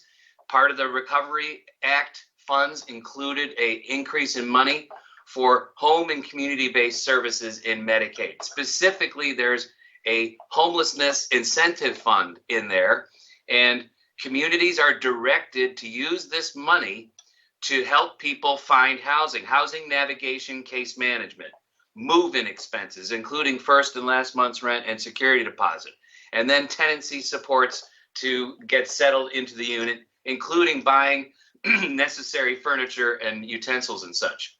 So there is money available through the Medicaid program to do this, but the Medicaid managed care organizations have to be sort of brought to the table to take on this work. They're not going to just willingly say we're going to provide case management services to all of these folks. So there has to be some attempt, to use the influence of the state, use the influence of the city with regard to community behavioral health, or CBH, to leverage the federal entitlement resources on behalf of this population. Because basically the people who are elderly and disabled and homeless are underserved by our healthcare delivery system, our behavioral health system, as I think is all quite evident to all of us. So again, the proposal is basically fix the safety net that's broken, that people are entitled to. It's mostly federally funded. It's not going to cost the city. But of course, the housing allowance would have to identify a funding source, which could come from the state, or the city could use some of its own funds, because it is cheaper than shelter. Providing people with a rental allowance would be cheaper than shelter, which the city is paying for with general funds. Lastly, I would just say that, there has been a number of efforts around the country to purchase hotels and motels and convert them to housing, and also in some cases convert some to safe havens. And I would just encourage you all to be thinking about this problem, the problem of aging and elderly and disabled homeless, also in the light of what resource might be available to purchase some of these hotels. There are a lot of private nonprofit organizations willing to put up money for the purchase and acquisition and rehab of some of these hotels, but they're going to want some operating subsidies to go with that. So obviously having people be SSI recipients and a supplement to that could make that kind of option more feasible. And again, trying to reduce as much as possible the cost it would be to the city of Philadelphia. But so those are my remarks, and I'm glad to stick around and take any questions. Thank you so much. Okay, I have a few questions for the panelists before I open it up to my fellow committee members. My first question is for Mr. Hyman. What reasons do seniors who are being constructively evicted from their homes have? And what should people in that situation do? What should they do and what they currently have? So ideally what they should do is they should be calling the police and getting an appropriate police response. But as we've seen, that's not what's happening. So I would certainly urge the council to consider more education for frontline police officers on the issue. That being said, they should call the Philadelphia tenant hotline.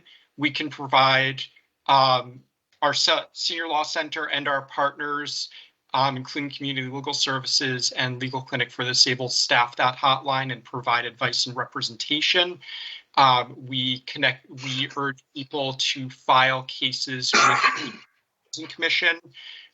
We've recently actually filed a couple of cases in the Court of Common Pleas and gotten injunctions against landlords.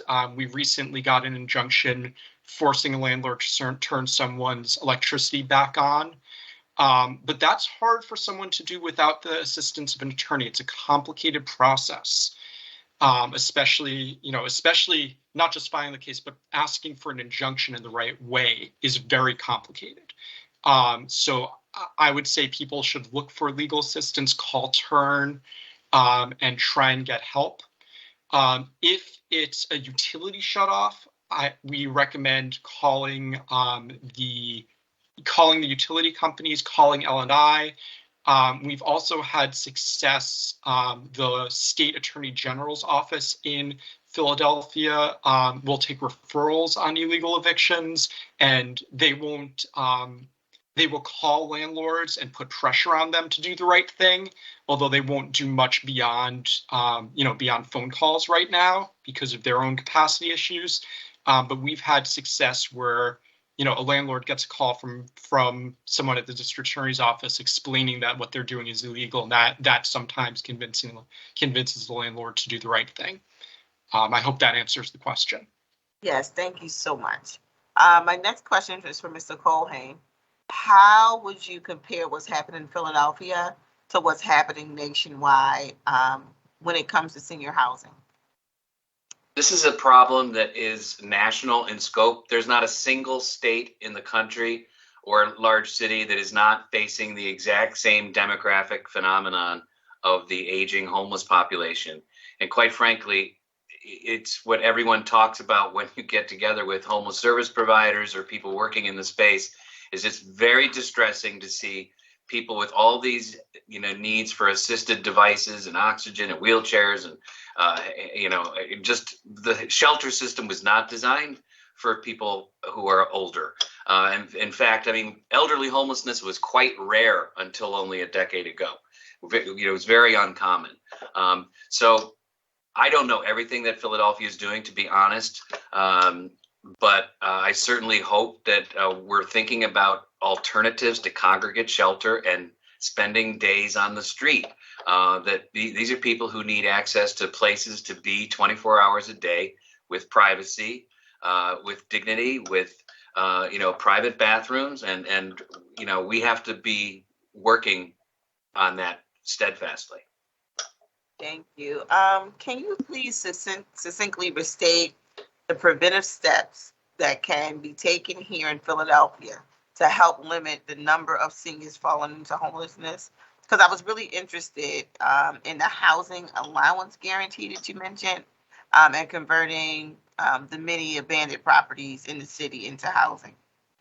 So the main thing is to get people the income they're entitled to, which is why I'm suggesting we have a real campaign to get folks their federal benefits, especially SSI, which is not a simple thing to do. By the way, Medicaid does pay for benefits outreach and counseling.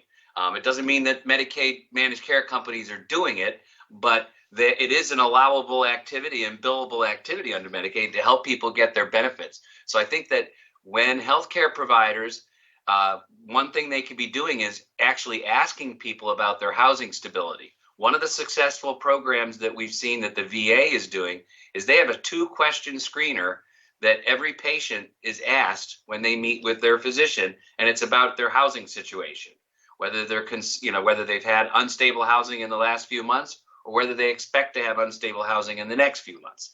And if they are, they're referred to social work who then tries to talk to them about what the situation is and if they can fix it. So from a prevention perspective, having physicians ask people about or emergency rooms, asking people about their housing situation is a way to connect people to services that could be preventive.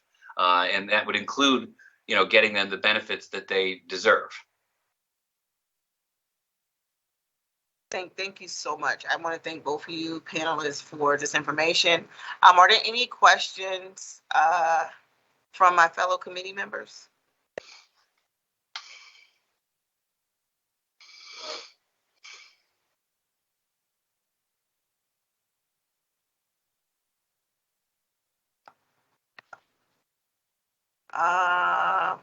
Any comments from any of my fellow committee members?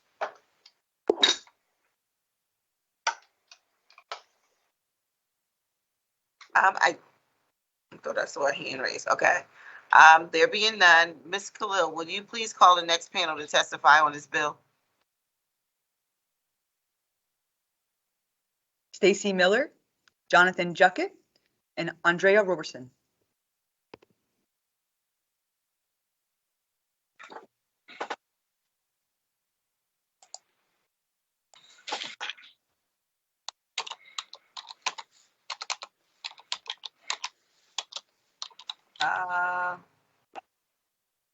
Miss Stacy Miller. Good afternoon, and thank you for having me here. I'm going to touch on a few subjects pertaining the shelter system. When I first became homeless. Ms. Miller, can you please state your name? Oh, I For apologize. the record, and then proceed with your testimony. Thank you. Yes, ma'am. My name is Stacy Miller, and I will go ahead and touch on a few of the things in the shelter system, and then tell you what had happened to me as well.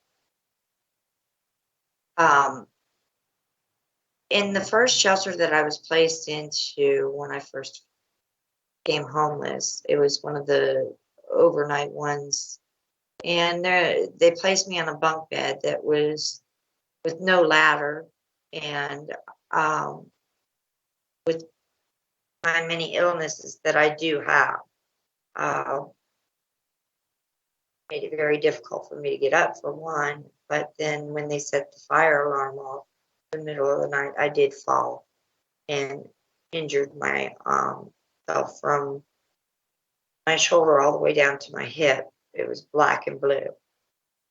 Also, as well, is I'm to have oxygen at night while sleeping, and it terrified me to even ask any of the shelters, because I know that the answer is no, and I didn't want to be asked to be removed from the shelters.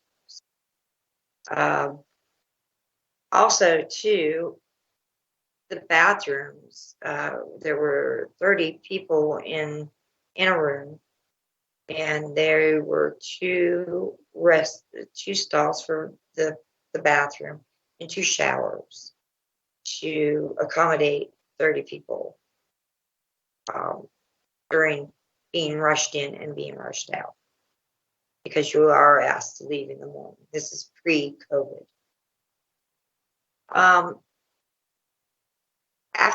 After that, then the COVID did hit, and I was being placed into temporary shelters that allowed me to stay all day.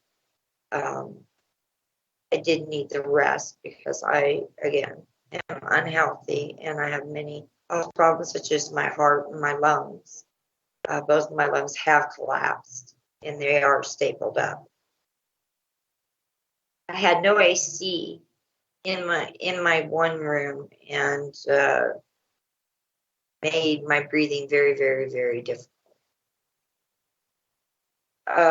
In saying this, also too, there was inadequate food at the first shelter, such as a small box of cereal handed to you, and a water in the morning, and then at night they would give us 2 slices of thin ham on bread with orange and water.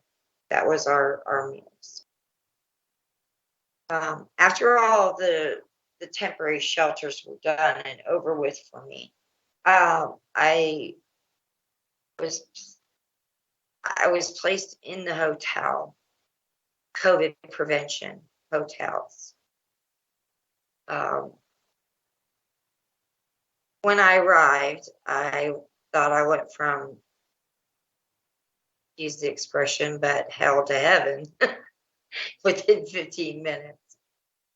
They told me that when I arrived that would be my last stop, that I won't have to worry that I will be permanently housed.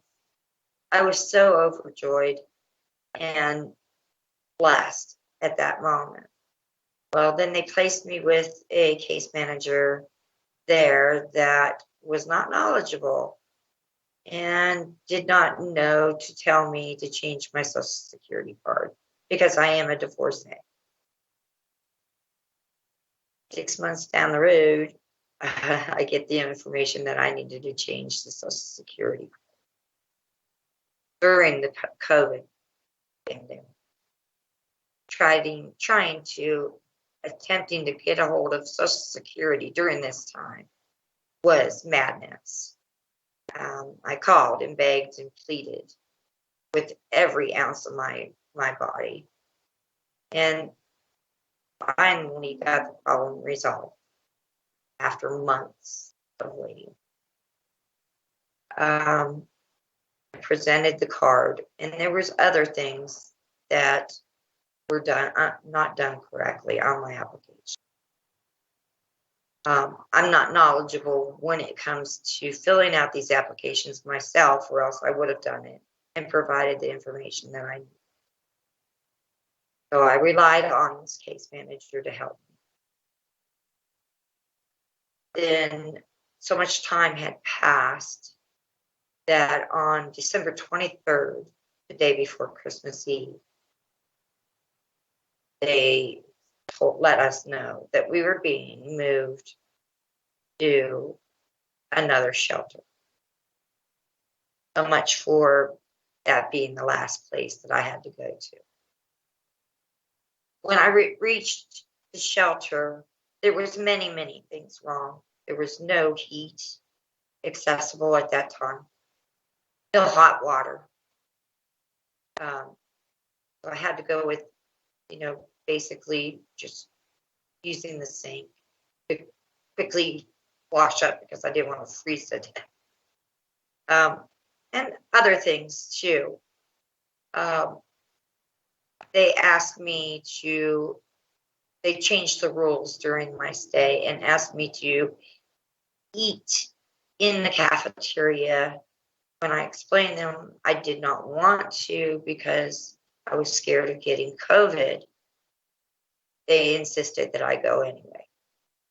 I knew that the cleaning crew was not wiping up the tables correctly as they should for their COVID. I then contacted COVID on February 4th of 21. I believe it was 20. And had to return back to the COVID prevention hotel until I was clear of having COVID. Then returned back to the shelter after I was cleared with having COVID at the time. So that is just a short summary of what I've been through, and I will go ahead and close. I want to thank you again for allowing me on this. Thank you. Can you stick around for a minute for testimony? Once you started speaking, I remember meeting you when we came in shelter. So I have some questions for you if you can stick around. Yes, ma'am. Thank you. Can we have Jonathan Juckett? Hi, this is Jonathan. Thank you. Can you please state your name for the record and proceed with testimony? Of course, thank you. Jonathan Juckett. And thank you, Councilmember Brooks, for hosting this hearing today to shine light on the struggles for seniors accessing shelter and housing during the COVID pandemic and at all other times too.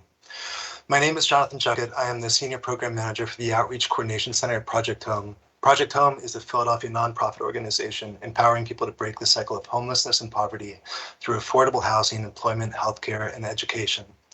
Previously, I was able to be the manager at Project Home St. Columba, which is a safe haven for men with vulnerable histories of homelessness and behavioral health needs.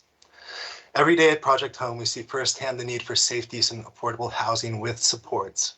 To date, Project Home has developed 976 units of affordable and supportive housing, with an additional 62 units under construction and 100 units in the pipeline. In addition to providing housing, we collaborate with street outreach providers through the Outreach Coordination Center for the City of Philadelphia. operate a 24/7 homeless outreach hotline, and run the Hub of Hope drop-in center in the Septic Concourse at Suburban Station, serving hundreds of guests each week. Our upcoming projects include creating units for people who are aging, in recovery, exiting foster care, and or identify as LGBTQIA. Each of these would provide an exit strategy for people currently living in the shelters or in isolation and quarantine sites so that new people could enter in from the streets and find their way home. We are here today because Project Home has faced persistent challenges during COVID and at all times in helping seniors access shelter and maintain stability and affordable housing. Our community is aging, with more than 50% of Project Home residents being over the age of 55 and having complex physical and behavioral health challenges. The city's own web-focused database shows that 1 in 3 outreach contacts are with individuals who are the age 50 or older. In fiscal year 2021, the city Philadelphia reported specifically Project Home outreach contacts, 3,167 people. 3,167 people living in shelter over the age of 55. In line with national trends, Philadelphia's shifting demographics means that we will have older adults and people with severe disabilities needing housing and services. Older and disabled people are often unable to access shelter or permanent housing because of barriers I will outline below. Of course, these challenges were compounded for seniors and other vulnerable people diagnosed with COVID. Throughout the course of the pandemic, outreach has struggled with the capacity in shelters and access to quarantine and isolation units. Even during the coldest weather, we had individuals who were COVID positive who had nowhere to go, so they stayed on the streets or desperately tried to access emergency rooms to get warm. Of course, congregate shelters are not designed to keep people safely isolated from COVID. I personally answered phone calls to our hotline from seniors who were diagnosed with COVID and discharged to the streets from hospitals. It was heartbreaking to have nothing to offer them. It's one of the hardest parts of this job, specifically when you have nowhere to take people, even on the coldest nights. Homeless outreach teams work to help seniors navigate a number of different issues. The outreach hotline is receiving more and more calls from seniors who are illegally evicted or who've lost their housing due to LNI violations and other issues similar to what we talked about earlier. When outreach teams work to help seniors access shelter, many have been turned away due to limited mobility and the need for extra supports. Outreach and shelter workers are carrying a burden for work that they aren't equipped to do, such as helping people manage open wounds, oxygen tanks, ambulatory issues, catheters, and incontinence. In just the last 2 weeks, outreach has worked with a 70-year-old woman who was denied shelter due to her visual impairment. We were unable to place an 84-year-old woman who could not bathe, shower, or transfer herself, and spent several days to place a 61-year-old who was malnourished and had limited to no ability to ambulate on his own, couldn't even transfer into a bed from his wheelchair. We continue to work with homeless individuals on the street who have oxygen tanks and incontinence who struggle to access shelter, but could live independently with the right supports. In Kensington, our teams text daily on a woman who is in recovery from an opioid use dependence, but has no ability to ambulate on her own, and is entirely dependent on others to push her wheelchair. Outreach and area hospitals frequently face heartbreaking situations in which homeless individuals no longer require hospitalization, but they are not appropriate or unable to access shelter due to their medical conditions, and the only immediately available alternative is sadly the streets. As baby boomers continue to age, the ongoing public health crisis of aging and homelessness must be addressed. In addition to seniors living on the streets, we also experience challenges of those living in our permanent supportive housing and safe havens that require services we just do not have the capacity to provide. There's a need for more units where people can come in from the streets, as well as appropriate units for seniors who do not require nursing home level of care, but also do not belong in shelters. Shelters, safe havens, and other forms of housing need to be able to provide supports with access to nursing services and partnerships with healthcare, including physical and behavioral health. For ongoing issues related to seniors who are experiencing homelessness, we're recommending the following solutions. We must get older and more vulnerable people out of shelter, specifically by creating a more flexible funding process for providers to be able to partner with the city and access city funds to create new, long-term, permanent, affordable, and accessible housing for people who are aging, medically vulnerable, and or living with behavioral health needs. And by expanding COVID prevention spaces with private rooms and or sick rooms to help people isolate when needed. We must fund physical improvements to make all shelters wheelchair accessible, and create modifications for people with varying disabilities. Fund physical improvements to shelters and permanent supportive housing programs to allow people to age in place who need a higher level of care. Supporting easy access to home and community-based services can help seniors remain in their homes and the community. Not having access to Medicaid waivers and or other community services can lead many seniors to becoming unhoused and placed in nursing homes and shelters. The process for finding accessible and affordable housing then starts again for these seniors. OHS can help prevent this delay by connecting with community organizations such as Liberty Resources, who can help with expedited enrollment. Work with providers to expand medical respite services, including for those who cannot ambulate or have incontinence issues, and that prioritize referrals from outreach workers, safe havens, and an array of other medical providers. Work with providers to identify and implement creative solutions for seniors with the most complex needs, including those with substance use and behavioral health challenges. Modify shelter standards and requirements for housing providers to clarify what medical needs can be met on site and what can be done for people who do have more complex needs. Work with providers to create housing solutions for ongoing needs and also the pandemic. Hear directly from providers and also people who have experienced homelessness and identify specific measures that can be implemented in the short, medium, and the long term. Create a written plan in collaboration with Office of Homeless Services, the Philadelphia Department of Public Health, the Department of Behavioral Health and Intellectual Disability Services, shelter providers, and homeless outreach for responding to future variants, surges, and outbreaks.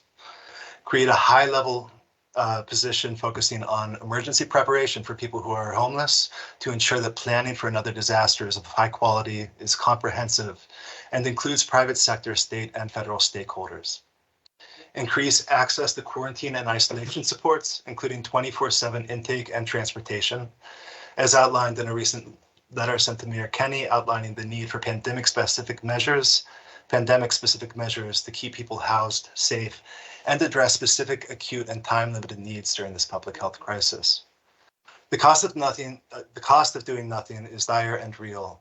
This past December, we commemorated a record 400 people at Homeless Memorial Day. We are ready to work together with other providers in the city to ensure that everyone has a place to call home. Please call on us anytime we can be of assistance in crafting complementary strategies. We look forward to continuing the conversation so together we can fulfill the vision that none of us are home until all of us are home. Thank you. Thank you so much, Mr. Juckett. Can we have Ms. Roberson? Good morning, Councilmember Burks, Councilmember Derek Green, and members of the Committee on the Intergenerational Affairs and Aging. Thank you for calling this important hearing today. My name is Andrea Roberson. I am a mother, a wife, and for the last 5 years, I have served as the lead case manager of Self Inc. Station House Emergency Housing Program. Self Inc. is a 30-year-old Philadelphia-based human service provider and the city's largest provider of emergency housing services for single adult men. And we work collaborative with the City Office of Homeless Services and the Department of Behavioral Health and Intellectual Disabilities Services to make homelessness rare, brief, and non-reoccurring. Station House is an emergency housing program for 100 single men.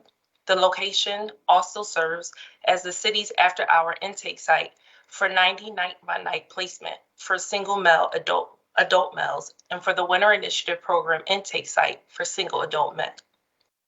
The latter two programs provide an additional 90 night-by-night to single adult men. Since joining SELF, I have worked with some amazing and resilient participants who have trusted me and my peers and assisted them in their self-directed transformation, leading to jobs, family reunification, and most important, permanent housing. One such person was the Lester Ross, a senior. Lester was a person who was beloved in our community. He unfortunately experienced addiction and homelessness most of his life. While staying at Station House, Lester brought a lot of joy to the Station House community. Like many who struggle with addiction and homelessness, Lester also had days when his behavior became challenging. We were able to work through the bad days, and ultimately together with Lester, we were able to secure permanent supportive housing for him. After not hearing from Lester for a couple of weeks, we checked in with different people only to find out that Lester transitioned from COVID and his body was left unclaimed in the city's morgue. I was devastated. Our team and our community was devastated. According to the Office of Homeless Services fiscal year 2021 data snapshot, 13% of those 55 through 61 years of age and 9% of those age 62 and over were served by the city's homeless service system. Together, seniors account for roughly 22% of those in homeless service system. While shelter can be critical resources for those facing an immediate housing crisis, it is simply not a solution for the seniors who also live with desperate and chronic health issues, including mental health issues, substance use issues. To be clear, senior homelessness is one area where our systemic response has been a failure. This, of course, is not to say any specific individual or entity is responsible. It is systemic. Among the many challenges over the past 2 pandemic years, one very clear consensus has emerged. Black and brown people continue to be harmed by the piecemeal approaches of our various human and health-focused service system. In addition, seniors and other historically disadvantaged communities continue to fall through the cracks. After much thought, leadership by me, my peers, and those of the homeless service system, the Office of Homeless Services opened a COVID prevention program for seniors 65 and older and are those with chronic health conditions that would render them more susceptible to COVID infection, severe illness, and or death. We applaud the city for taking community-driven steps. One senior who unfortunately fell through the cracks with the initials WB, a 80-year-old veteran who came to Station House in early 2022. WB contracted COVID and admitted to the city's quarantine and isolation site after recovering, was sent back to Station House. Although we were able to secure permanent housing for him by the end of January, we all must ask ourselves, what has become our society when an 80-year-old veteran depends on shelter services, contracts COVID, and returns to shelter? While there have been many ebbs and flows with respect to the COVID response, as it impacts seniors and others experiencing homelessness insecurities, and none more concerning than those that happened during the recent Omicron surge. In December 2021, our city saw 40% positivity rate among those who were homeless, as well across the city generally. During the same time, self-identified over 130 COVID positive individuals in our emergency housing sites. And in January, we identified an additional 49 COVID positive cases in our emergency housing sites. Again, many of these individuals were Black and older adults. It pains me to say this because we are part of a system, but during the surge, the homeless service system was simply unprepared, and in many cases, city officials were reluctant to keep steps identified by homeless service providers as necessary to protect participants and team members. The city's quarantine and isolation sites, which provides temporary housing for COVID-positive homeless individuals, was only available for intake during the daytime hours, forcing homeless people and homeless service providers to scramble for a safe place for them to recover until they could gain access the next day or a following Monday if they tested positive on a Friday evening. The options were few. On the Thursday, we identified 39 COVID positive individuals in one of our sites, and we could not get them access to the city quarantine and isolation sites. Our concern for the men led us to eventually house the individuals in a site with non-COVID positive individuals. This was a very dangerous strategy that placed participants and team members in harm's way. Again, these are mostly Black participants and Black frontline team members placed at risk of contracting a deadly virus with no background in infectious disease controls or primary care. On 12/30/2021, I myself began to feel ill. I had been working with several Station House participants, and one was a 56-year-old male who was recently diagnosed with COVID. but avoided disclosing it to us and also refused to go to quarantine and isolation sites. Once we found out his results, shortly after this experience at Station House, I tested positive for COVID and I became ill to stay home for 7 days. It was one of the worst experiences of my life. To make matters worse, my husband tested positive for COVID and experienced mild symptoms, and did my teenage son. My newborn son, Antoine Jr., also tested positive, but remained asymptomatic. While the positive rate is much lower today, and I am back at work doing what I love to do, I am here to ask you to ensure that seniors and others living and are providing services in the homeless service system receive the health and safety protections they need to stay alive and stay healthy. Chief, among these immediate needs of prioritizing planning for future surges in urgent and emerging threats impacting an already stressed homeless service system, I humbly ask that during this proactive planning stages that you ensure the inclusive of voices of people with lived experiences and those providing direct services to those unhoused in planning leadership roles. There will likely be another variant and likely another surge in infections. Those experiencing homelessness must not be forced to suffer another surge without proper preventative protection and support. I will conclude my testimony here and bring your attention to the recommended solutions included in my written testimony. Thank you and be well. Thank you so much for your testimony. I have a few questions for the panelists, but before I open this up to questions to my fellow committee members, my first question is for Stacy. How did your experience in the isolation and quarantine COVID hotel and Luzerne non-congregate care setting compare to your previous experiences with shelter care system? The hotel was much better. I was treated with dignity and fed well. I was able to concentrate on trying to get housing, and it was much better. Then when I went to Luzerne, it was kind of like a knockdown, a step down. However, I still had a private room, and I was able to work with my PHA, finally receiving my PHA benefits. Ms. Miller, are you in permanent housing now? Yes, ma'am. Yes, ma'am. I'm looking at your background. It's really good to see that. And I also want to thank you for your advocacy. I remember meeting you, and you shared a concern that you had for another person that was also there.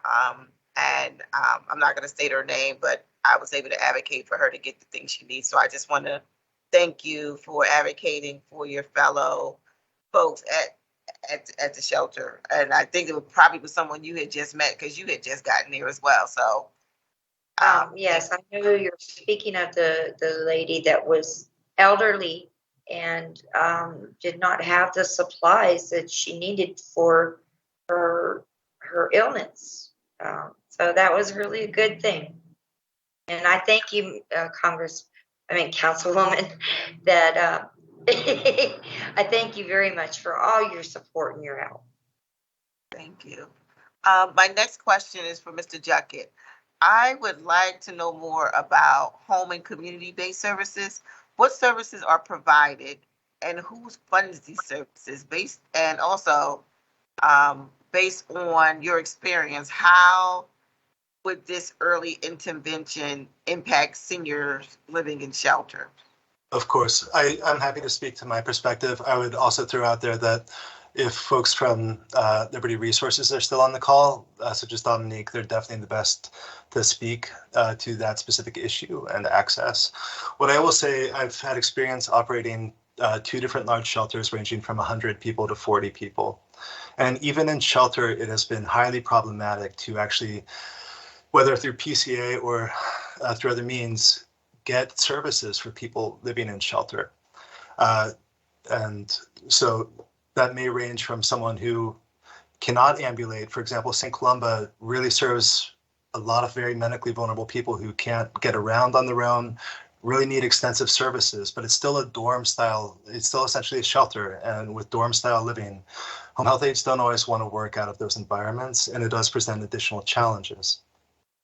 But even getting through the assessment process, if I have someone who needs those services now, and like I took someone over to St. Columba 2 weeks ago, who like it took hours. His power wheelchair was dead.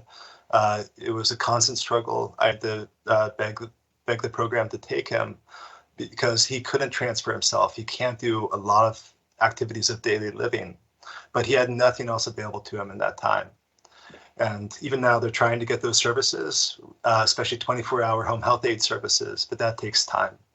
So expediting these services will allow more people to get into shelter, including working with our partners at Office of Homeless Services, had multiple conversations regarding this person could come in, they cannot bathe themselves, they can't transfer, this person could come into shelter, where are they to have these services? Getting that for someone on the street has been next to impossible. So, but it is about trying to expedite these services, making sure people do have the resource they need. Shelter staff are not CNAs. While St. Columba has been flexible and especially helpful, and many other shelters too, they don't know how to take care of someone if they have open wounds. They don't know how to help someone transfer safely. But they're doing this work out of desperation to keep that person off the street and inside and safe. Too often we see like complications as a result of this, including infections at shelter, and a lot of providers are doing what they can to try to keep people housed and safe without the real resources they need to do it. But as far as access and Liberty Resources has really been help and are definitely the experts on obtaining those services, and also are more aware of the barriers.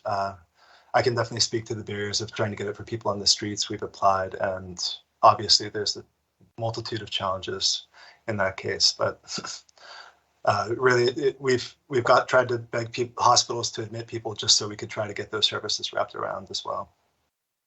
So, Mr. Duckett, just for clarity, there is no current system of triage or a way to provide medical assistance for folks coming into shelter at the majority of the shelters in the city, and the responsibility for medical care is put on to folks that aren't trained for this type of work. Is that all too frequently? And we do have we have nurses that go through many of the shelters. There's also the Peace Pilot, which I'm sure OHS could talk more about as well, that tries to kind of address some of these issues.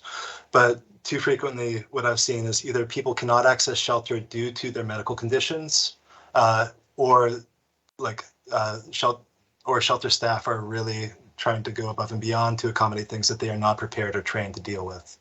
So but there's no system currently in place necessarily for immediately linking someone to a home health aide or a CNA if they cannot access those services.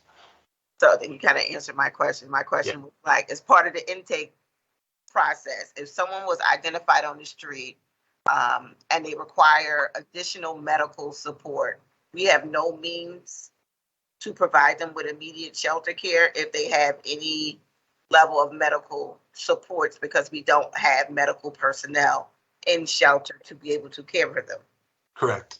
And specifically what we see the most frequently, as Dominique had mentioned earlier, issues with folks with oxygen tanks. And that's a very common barrier to someone actually making it in the door to the shelter. But obviously, and wound care, also incontinence, these are issues that have kept people on the streets. And obviously the fact that like someone is on the streets because they don't have access to medical care and shelter, like that's not appropriate. But shelters are not necessarily the answer either. And what we need is more options and programs specifically designed to support people with advanced medical issues, but also those with severe behavioral health challenges. For example, Andrea mentioned Lester Ross, and Lester Ross did have severe behavioral health challenges. And the programs we need to focus on creating need to be able to work with people like Lester and those who do have active addiction issues, mental health challenges, and other behavioral health issues. Thank you so much, Mr. Juckett. My next question is for Ms. Robeson. I was horrified to hear about the COVID pandemic passing through your family and the conditions you and your fellow workers have endured during the pandemic. And I just want to say thank you for your service and thank you for your commitment before I go into my questions. What lessons do you think were learned during COVID, and how can we implement them into our system going forward to protect both the homeless population in the city and the frontline workers who serve this community? So just being vigilant. I know one thing that we did here was we continued to not drill, but drill our participants in protecting themselves when they coming through the door. If they went or had any symptoms, we made sure that they were being tested. So on our end, we just made sure that we stuck to our mitigation plan, and that was safety first for everybody in the building. Okay. Is there any other recommendations that you would like to put on record? Not at this moment, but just we needed protection. We needed things that we needed to accurately do our job, and that was masks, gloves, sanitizer, all those sorts of things. But that's about it. Oh, thank you so much for that. That concludes my questions. Ms. Asantua, would you like to make a comment?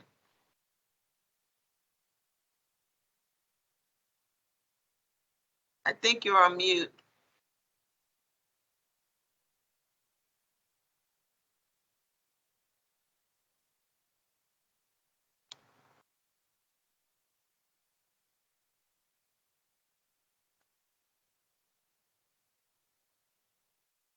Can you hear me, see me? Yes, I can hear you and see you. Okay, I'm sorry. I do apologize. No problem. Another very important issue regarding homelessness in our city is that we must not allow Airbnbs to expand in the city of Philadelphia. I know that may be controversial. I know there's a group organizing to help them to expand. I went to one of their meetings about a month ago and I heard some of their arguments, but I also know one and maybe possibly two people who were at risk of being homeless because their landlord converted part of their property into an Airbnb and they had to leave. So I want us to think very, very carefully of the policy and real life implications for the expansion of Airbnbs. They must not be allowed to expand. I know they claim to be concerned about pressure from the big hotels in terms of tourism, and tourism is a great source of revenue for the city of Philadelphia, etc. But they must not be allowed to expand because that will only make homelessness and housing scarcity even worse. So I just want to say that. Thank you so much for your comments. Are there any questions or comments from members of the committee?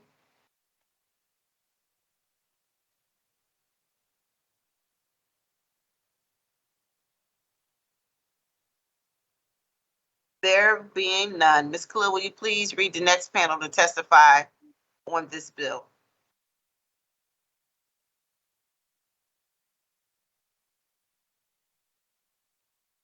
Director of Office of Homeless Services, Liz Hirsch, Commissioner, Department of Public Health, Cheryl Bettigol, and Mark Myers of PCA. Thank you. Ms. Hirsch, can you please state your name for the record and proceed with your testimony? Yes, my name is Liz Hirsch. I'm the director of the city's Office of Homeless Services. Layla, would it be possible to share the slides we put together this morning? Or I guess it's now this afternoon. Yes, I will go forward. Council support if I could be granted access to share PowerPoint. Thank you. While you're doing that, thanks so much. I wanted to acknowledge that a number of staff and our provider partners are represented today here on this hearing. Beth Gonzalez, our Deputy for Policy Planning and Performance, Roberta Cancelier, our Deputy for Housing Services, David Holloman, Chief of Staff, Rob Harrison, who runs our Stenton Family Shelter and also one of our SROs. Chrissy Judd is here, also from Love, Pray, Peace, one of our SROs. Self Incorporated, where we just heard from Andrea, also one of our shelters. Jonathan from Juckett from Project Home, also one of our programs. Dacre Robinson, our Director of Long-Term Housing. Dominique Howell is the co-chair of our Lived Experience Commission of our Roadmap to Homes Board. Allison Warfield from Families Rising SRO. And I'm sure I've missed 2 or 3 other people. So when you hear about the Office of Homeless Services, it's a really expansive network of people and providers throughout our community. Could we move to the next slide? Thank you very much for the opportunity to speak with you this morning. Since we have already talked a lot about homelessness and among seniors, and you've heard so much of what the true experience is like, I'm going to move relatively quickly through some of the facts that you've already heard. We heard a little bit about the point in time count from Dominique and its limitations, which we agree with. As of last year, there were about 4,300 people in the city who we counted as experiencing homelessness. So noting that that does not include people living in abandonments or cars, which we do not enter. About 700 of those were unsheltered. That being said, nearly 15,000 people touched our system last year. So while at any given point in time, there's under 5,000 people, many people experience an episode of homelessness over the course of the year. Many of those people are children. And as you've heard, many of those are seniors. And I loved what someone said about where we came from and where we're going.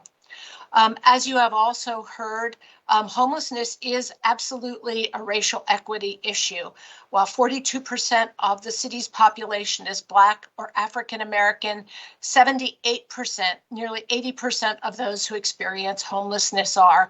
This has its roots in slavery, in Jim Crow, and in government-sanctioned policies and laws that have kept people of color from owning property, from earning adequate wages.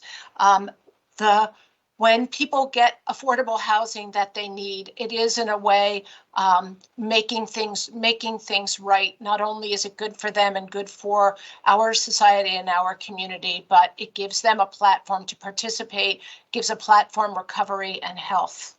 And last year, in spite of the pandemic, about 1,500 households entered permanent housing.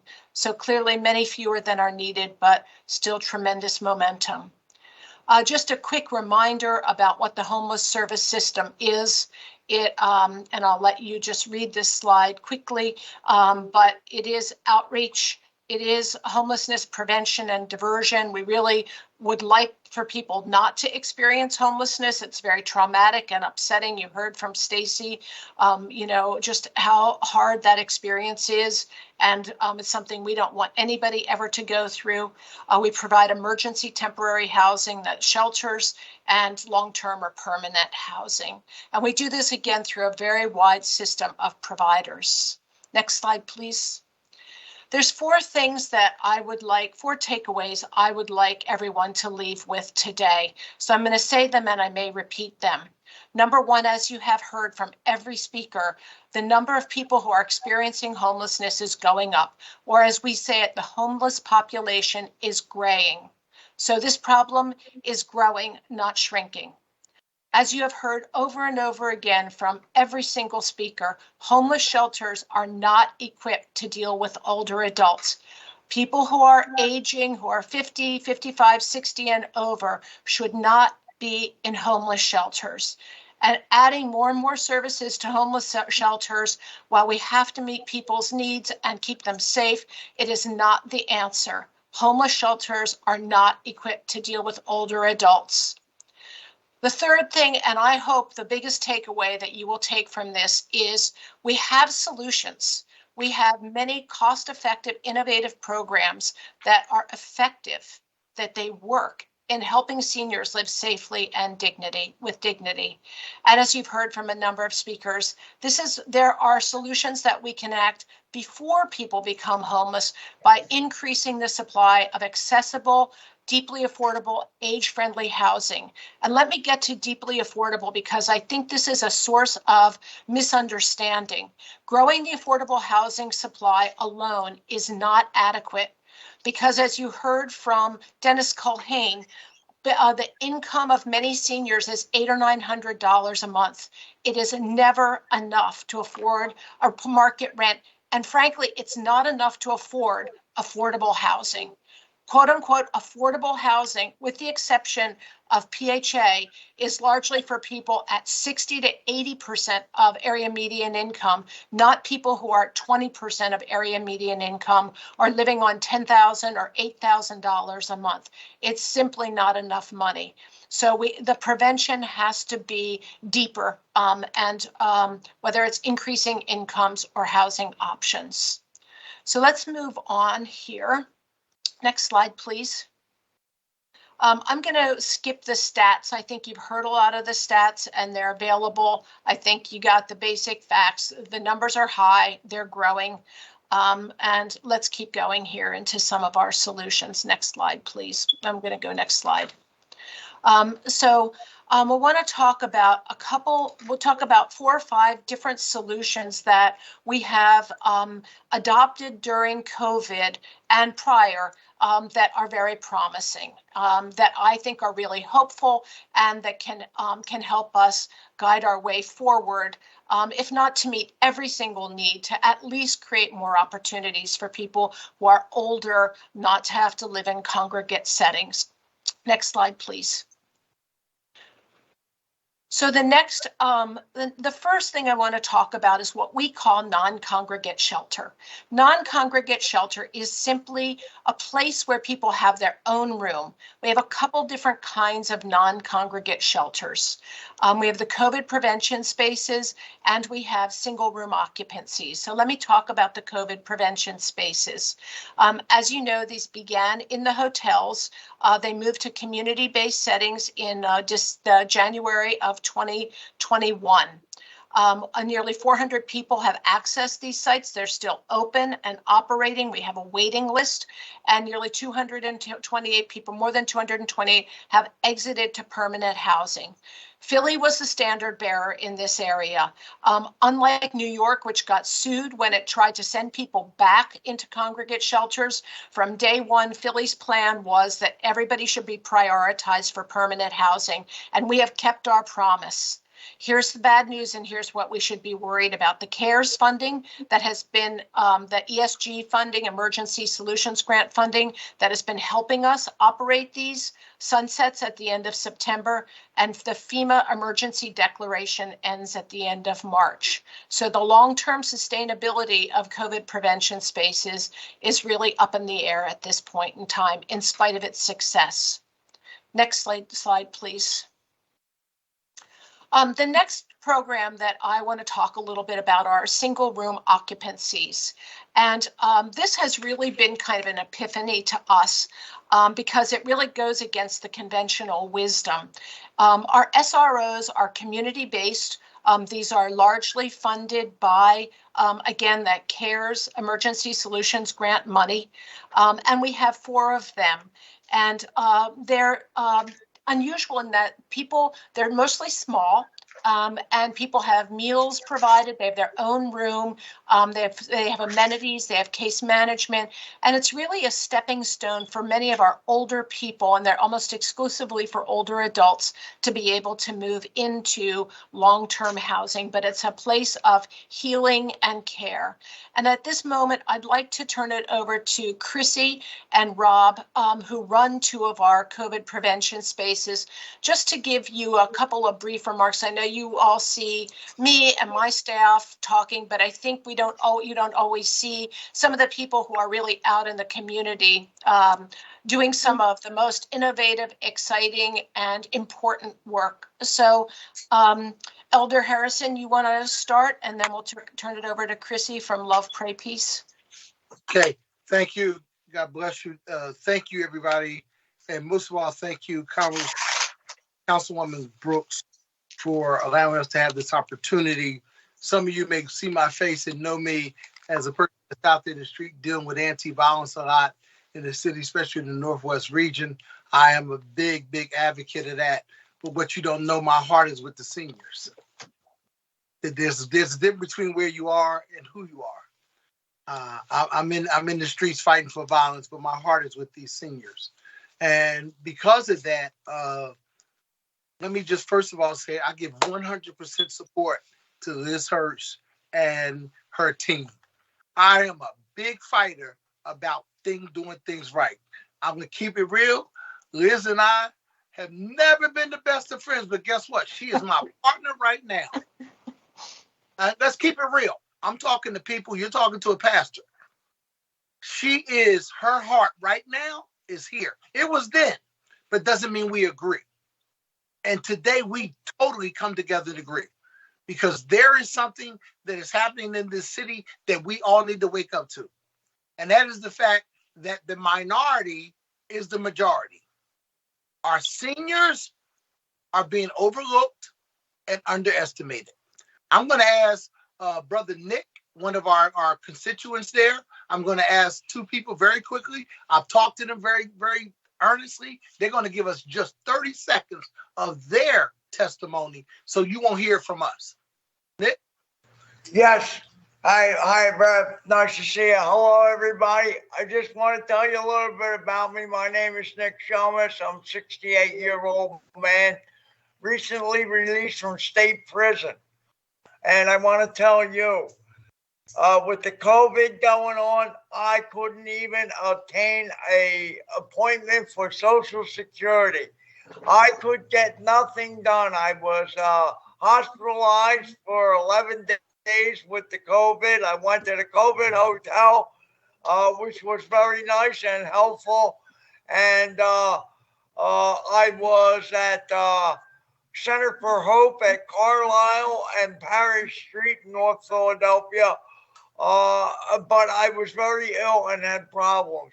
And then I got here to Families Rising House, and I cannot say enough about the importance and the necessity for this place and this program. I had nothing. No place to sleep that I could call a safe place until I got here.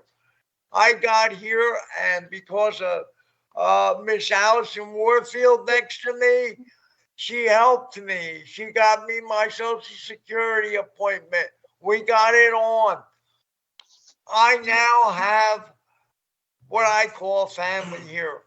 I haven't had anything ever given to me. I worked all my life. Yes, I got in some trouble, but I paid for it.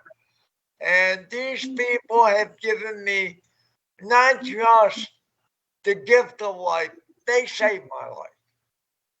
I had a bump with a bad thing here, and I almost died. And if not for these people, I wouldn't be here. But I am here. And I thank the Lord.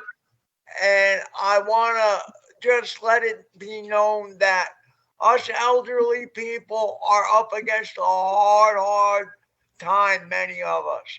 And thankfully, there are people in the world like Elder Harrison, his wife, Miss Allison Warfield here.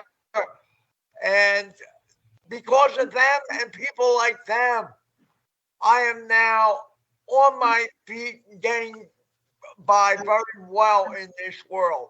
And it wouldn't be so without them. So I just want to reiterate how important it is for a program like this to exist. because I can tell you there are many, many elderly homeless people suffering out there in the cold and against the crime, okay? Because I can tell you it's dangerous out there, okay?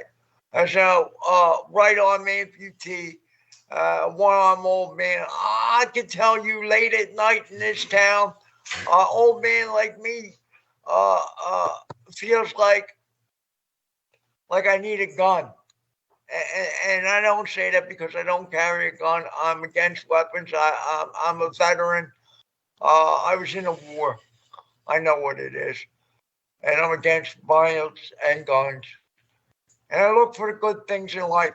And that's what I have here. It's a very, very good, a very necessary undertaking that these people are involved in. And I'm with them all the way. All right, Nick, real quick. Yes, sir. I'm here to help in any way I can and assist whatever I can do. Who we got next, Nick? Who's right next to you? Okay. Sit down. Sorry, can't sit here. Sit down. Carmen, sit down. This is real life, y'all. Y'all got to work there with me. 1 minute. It's real life. Good afternoon. My name is Herman Jackson.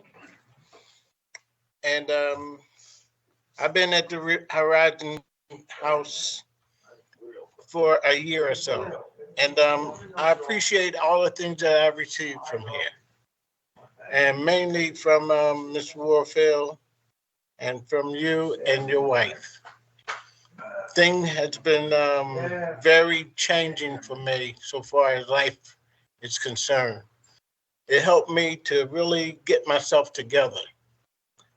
My problems extended from before I got here. And it helped me to grow, to get myself together, to realize God first, me second, and everything else afterwards. There's no greater love than the love of the Master.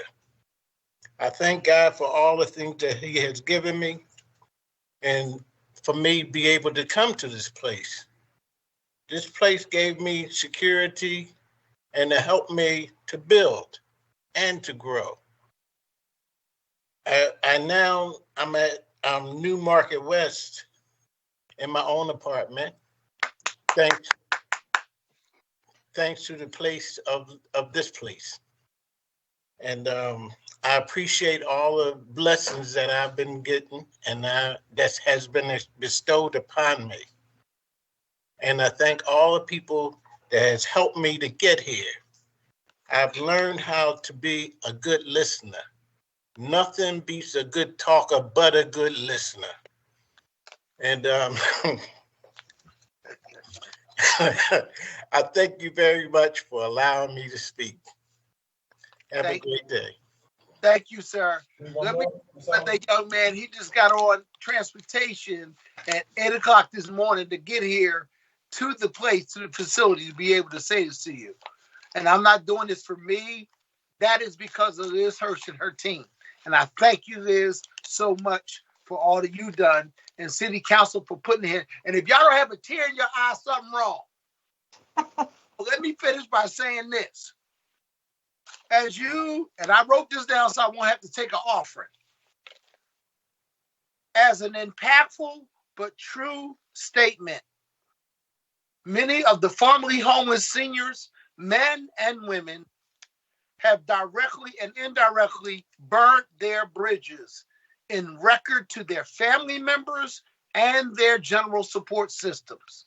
But because of their situation, a high level of social and personal traumatization has impeded their promise of a well-deserved future. For them, the future is now. It is our mission to reestablish their support systems and to rebuild the bridge that was burnt down. This comes by redirecting, reconstructing, kindling the positive attributes of life.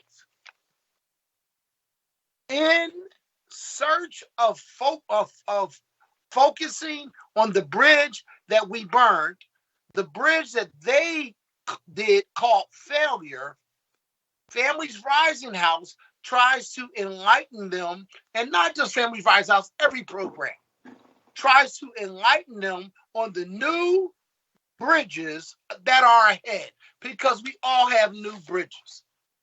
And the programs that OSH and Miss Liz Hirsch has provided for our most overlooked and underserved population. Overlooked, underserved. We're talking about our youth, and our seniors are here. They're the ones that built these hospitals. They're the ones that built these churches. They're the ones that built your building right now. And I urge you to help keep the audacity of hope alive in our seniors who need that helping hand.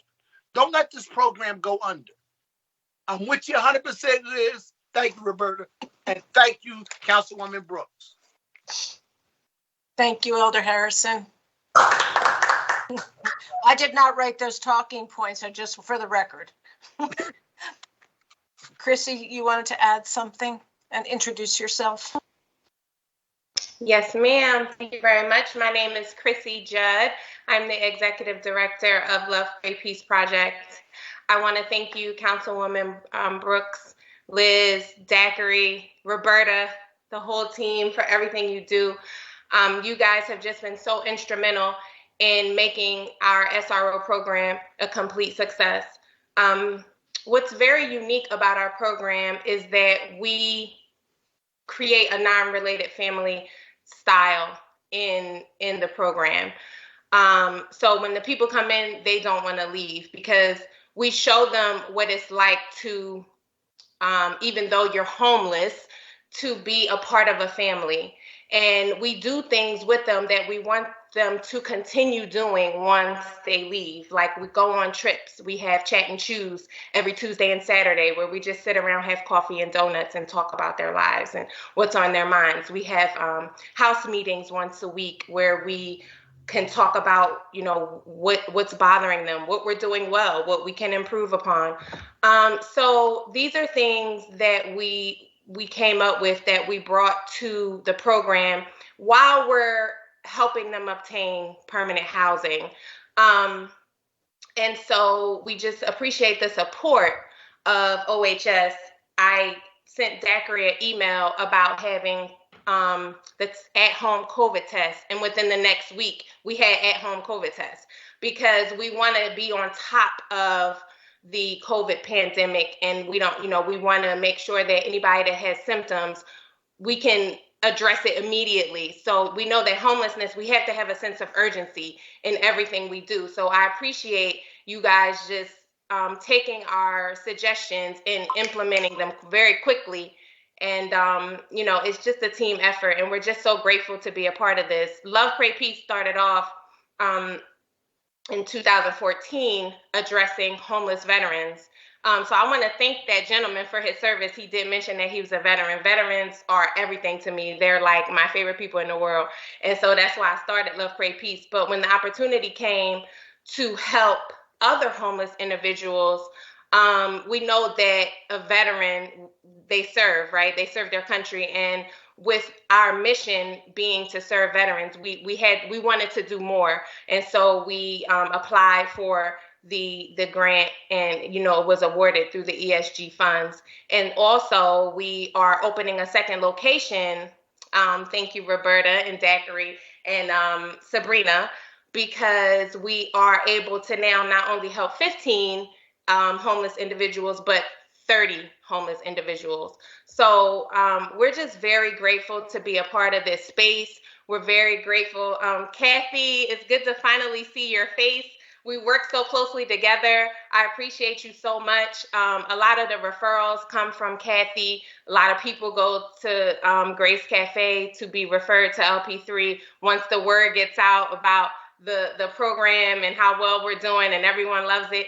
And so we're just so grateful. I just can't express my gratitude enough of how we are just in this family and on the boots on the ground, working to end and eradicate homelessness, not only among veterans, which is a travesty in itself, right?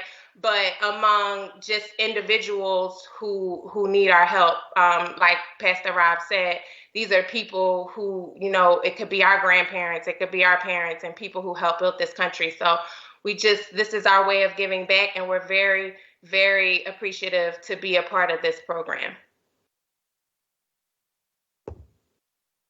Thanks, Chrissy. Thank you. So, Layla, I don't know if it's possible to go back to the PowerPoint, which seems a little anticlimactic after hearing all those testimonials from our people, but we really wanted you to hear.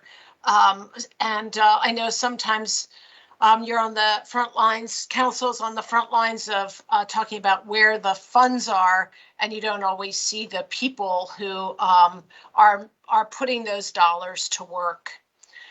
So just if we go down a couple more slides here, go up one more. One more. So you heard, up, back up, sorry. What, up again. Up one more. Up one more. Up, there we go. Okay, so the SROs. All right, so we've heard about that. So the non-congregate shelters, the COVID prevention spaces, and you just heard from several people about our SROs. So let me just briefly go through a couple other models of programs that we have that really work in preventing a return to homelessness and really help seniors not be in congregate sites, which are not really suited for them. So if we could go to the next slide. Can we go to the next slide, please? One of the innovative programs, next slide, please, it's not advancing, sorry, is our shared housing program. And Layla, I don't know our council support if we can get to the next slide, but I'll talk briefly about this. The shared housing is another phenomenal program that we have where the city, sorry, we missed a couple slides. Back up. One more. There we go. Thank you so much. Appreciate it. So shared housing, you heard from Professor Colhane about how one of the things that HUD funding doesn't let us do is go to have unrelated adults live together. And so our shared housing has been a model, an innovative model that we've piloted here in Philadelphia to allow 3 unrelated adults to live as roommates. It has an upward of 90% rate of success in preventing a return to homelessness. A lot of our people who are entering are 50 plus. They're mostly people who had been unsheltered. And actually our first bit of NPI money is going to go to expand this. It's a very cost-effective model. People like it. They have a lot of choice and autonomy. So non-congregate shelters are SROs, shared housing, another very cost-effective model for some people that they like. And I want to emphasize choice. Everybody, one of the things that we really believe in, it's not always possible, is giving people choices. We all like different living situations, and to the extent possible, we'd like to give people choices. Our next program that I want to talk about briefly is our Homes 200, which is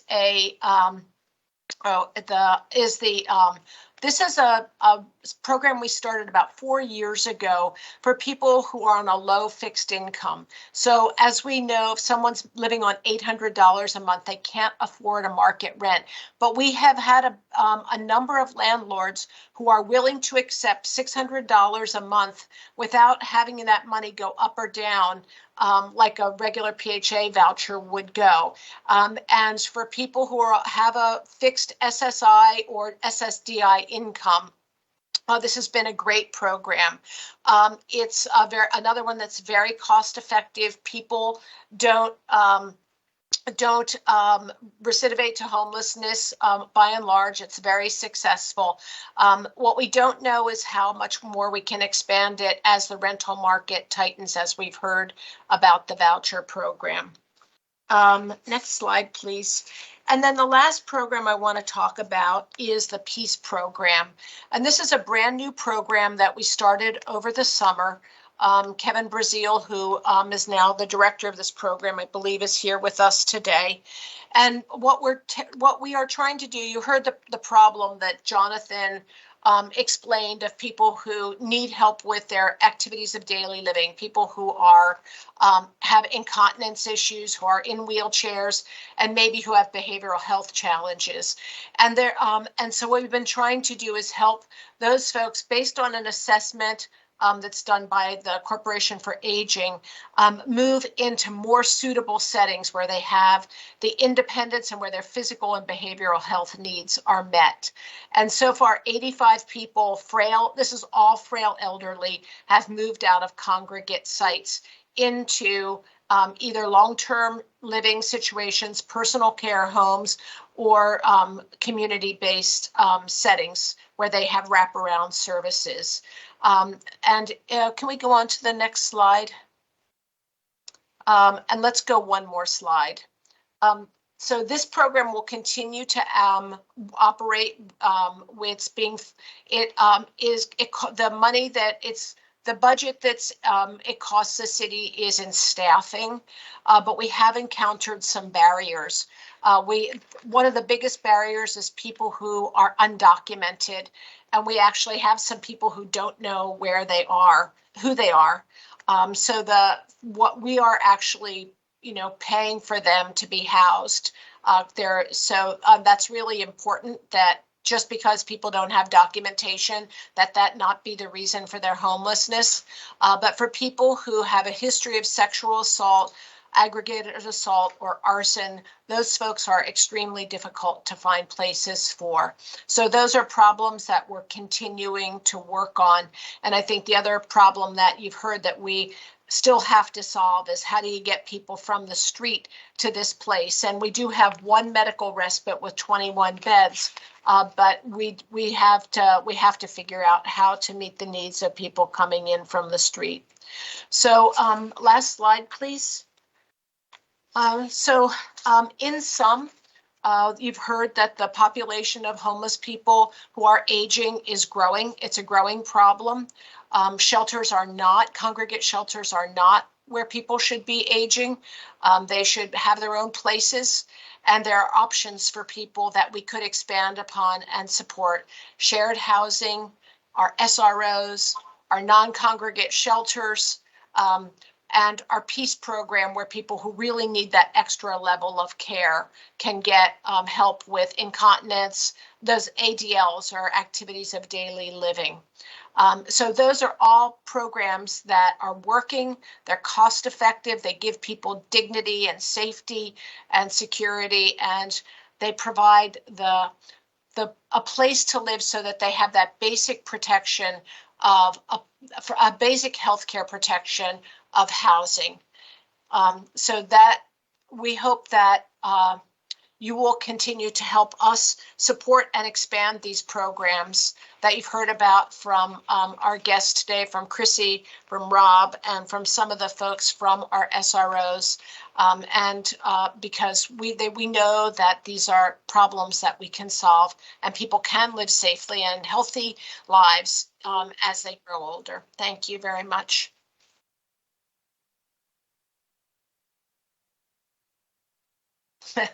And thanks, Council Support, for the help with the PowerPoint. Thank you, Liz. Does that conclude your testimony? I think that was enough, don't you? I just wanted to make sure. I think the next person up is Cheryl Bettigold. Can you state your name for the record and proceed with your testimony? Sure. Good afternoon. My name is Dr. Cheryl Bettigold. I'm the Commissioner of the Department of Public Health. So greetings, Chair Brooks, Vice Chair Green, and members of the Committee on Intergenerational Affairs and Aging. Thank you for allowing me to testify in support of resolution number 210091 on the impact of houselessness on seniors. I'll be relatively brief this afternoon, but I want to highlight two aspects of this problem today. First, the impact of the lack of a home and everything that comes with it in terms of a senior's ability to control their own health. And secondly, the risks posed by congregate shelters. People who lack a home of their own are at higher risk of the development of chronic conditions and have greater difficulty managing those conditions once developed. Without the ability to control their own diets, it can be very challenging to control conditions such as diabetes or high blood pressure. Housing instability and houselessness can also make it challenging for people to get and to take their medications regularly, leading to complications that include amputations, heart disease, stroke, and kidney failure. Severe venous disease and venous stasis ulcers that are often complicated by infection are common among seniors who lack housing due to spending lengthy periods on their feet, coupled with poor access to consistent medical care. During my residency, I frequently admitted seniors due to infected venous ulcers, a condition whose true treatment is a comfortable bed, good food, and proper medical care, and of course one that is far better treated preventively. At a city health center, I took care of a patient with diabetes who felt that the safest locations for him to stash his insulin were in abandoned buildings and garages. However, this would often result in an inability to access his medication when he needed it. This meant that he, like so many other seniors who lack stable housing, was unable to achieve the level of diabetes control needed to prevent complications. COVID-19 has highlighted the injustices of our society and how they impact the human body. Houselessness is no exception. Seniors in our shelter system typically suffer from multiple chronic conditions that, together with their age, put them at high risk of complications from COVID infection. Philadelphia has created non-congregate COVID prevention spaces, as you've heard, to protect this vulnerable population. But we need a long-term solution before we are hit with the next pandemic that provides affordable housing with the supports needed to care for a population with high rates of mental illness. Horrific though COVID-19 has been, it is easily possible that we could see another pandemic with a mortality rate 10 or 20 times higher. Congregate facilities are far better for health than leaving people out in the cold, and I'm grateful to our colleagues at the Office of Homeless Services for all they do to provide these refuges for those who need them. But COVID-19 should be a warning to all of us that we need to find a way somehow to create affordable housing, or at the least facilities with private rooms rather than large shared sleeping facilities, if we are to prevent a disaster that we can surely see coming. Even leaving aside pandemics, we know that seniors and those with chronic conditions are at high risk from influenza and the wide range of respiratory viruses that can spread in congregate facilities. I'm grateful to this committee for your attention to this important issue. Thank you for the opportunity to give testimony today. Thank you so much, Dr. Bedigal. Can we have Mark Myers next? Can you please state your name for the record and proceed with your testimony? Yes, good afternoon. I'm Mark Myers. I'm the Director of Facility Operations and Housing Programs at Philadelphia Corporation for Aging. Thank you, Councilperson Kendra Brooks and members of the Intergenerational Affairs and Aging Committee for the opportunity to speak to you today regarding housing challenges of older Philadelphians. Philadelphia Corporation for Aging, also known as PCA, is the state-designated area agency on aging for Philadelphia County. We are responsible for coordinating and administering federal and state funds for older Philadelphians and adults with disabilities to assist them in remaining in their homes and achieving their maximum level of health, independence, and productivity. We provide a wide range of services, including advocacy, service coordination for long-term care programs, protective services, home-delivered meals, and the administration of senior centers. Each year, we touch the lives of more than 140,000 older adults and people with disabilities. Among the 2,000 phone calls received by PCA's helpline each week, the most frequent mailing request is for information about senior housing. We learned that this committee was interested in hearing not only about PCA's housing programs, but also wanted information regarding the types of services PCA provides to its long-term care consumers. As such, also joining us today is Shani Gilmore, PCA's Executive Administrator of Long-Term Care, to address any questions you may have regarding those programs following this testimony. I will begin with our housing program. PCA's Senior Housing Assistance Repair Program, or SHARP, provides minor home repairs and home modifications to low-income Philadelphia homeowners age 60 and older to help make their homes safer, more secure, and more accessible. Minor repairs to doors and stairs and adaptations such as bathtub seats and grab bars provide much needed assistance to the older adults we serve. Sharp helps address minor plumbing and electrical needs, as well as locks, railings, smoke and carbon monoxide detectors, among many other items. Depending on income, Sharp services may be offered at no charge or on a cost-sharing sliding scale. PCA's Sharp program provides housing services to approximately 600 older Philadelphians annually. Each year, we strive to reach or exceed that goal. However, rising cost of services and increased requests for major home repairs beyond our capacity are two of the ongoing challenges we face in meeting the needs of all who reach out to us. Those requesting major repairs must be referred to city programs already in high demand. Increased funding is critical in meeting older adults' housing challenges and helping them achieve health and successful aging in place. Regarding the long-term care departments and programs within PCA, these include long-term care assessment, long-term care options, DOM care, caregiver support program, and older adult protective services. PCA provides vital programs that allow individuals to remain engaged in their communities and empowered in their homes. Throughout the pandemic, all long-term care departments remained active and committed to older adults and those with disabilities. PCA was and is dedicated to ensuring that services continued to be provided without interruption, quickly going into a remote working environment and adapting services since the start of the pandemic. Following is a brief description of our long-term care programs. Long-term care assessment provides assessments that offer a level of care determination in which an assessment worker can then explain what programs and services an individual may be eligible to receive. PCA assesses approximately 1,800 consumers a month. Older adult protective services confidentially investigates reports of a suspected abuse, neglect, financial exploitation, and abandonment of older adults. Long-term care options offers trained care managers who provide personalized coordination for those that require long-term support to remain safely in their homes. DOM Care provides alternative living arrangements created to place those with barriers to daily living in a friendly home environment with families that can assist with their needs. Caregiver support empowers caregivers of older adults, adults with disabilities, and older relatives caring for children through information, planning, resources, and financial assistance. I was also asked about PCA's meal program.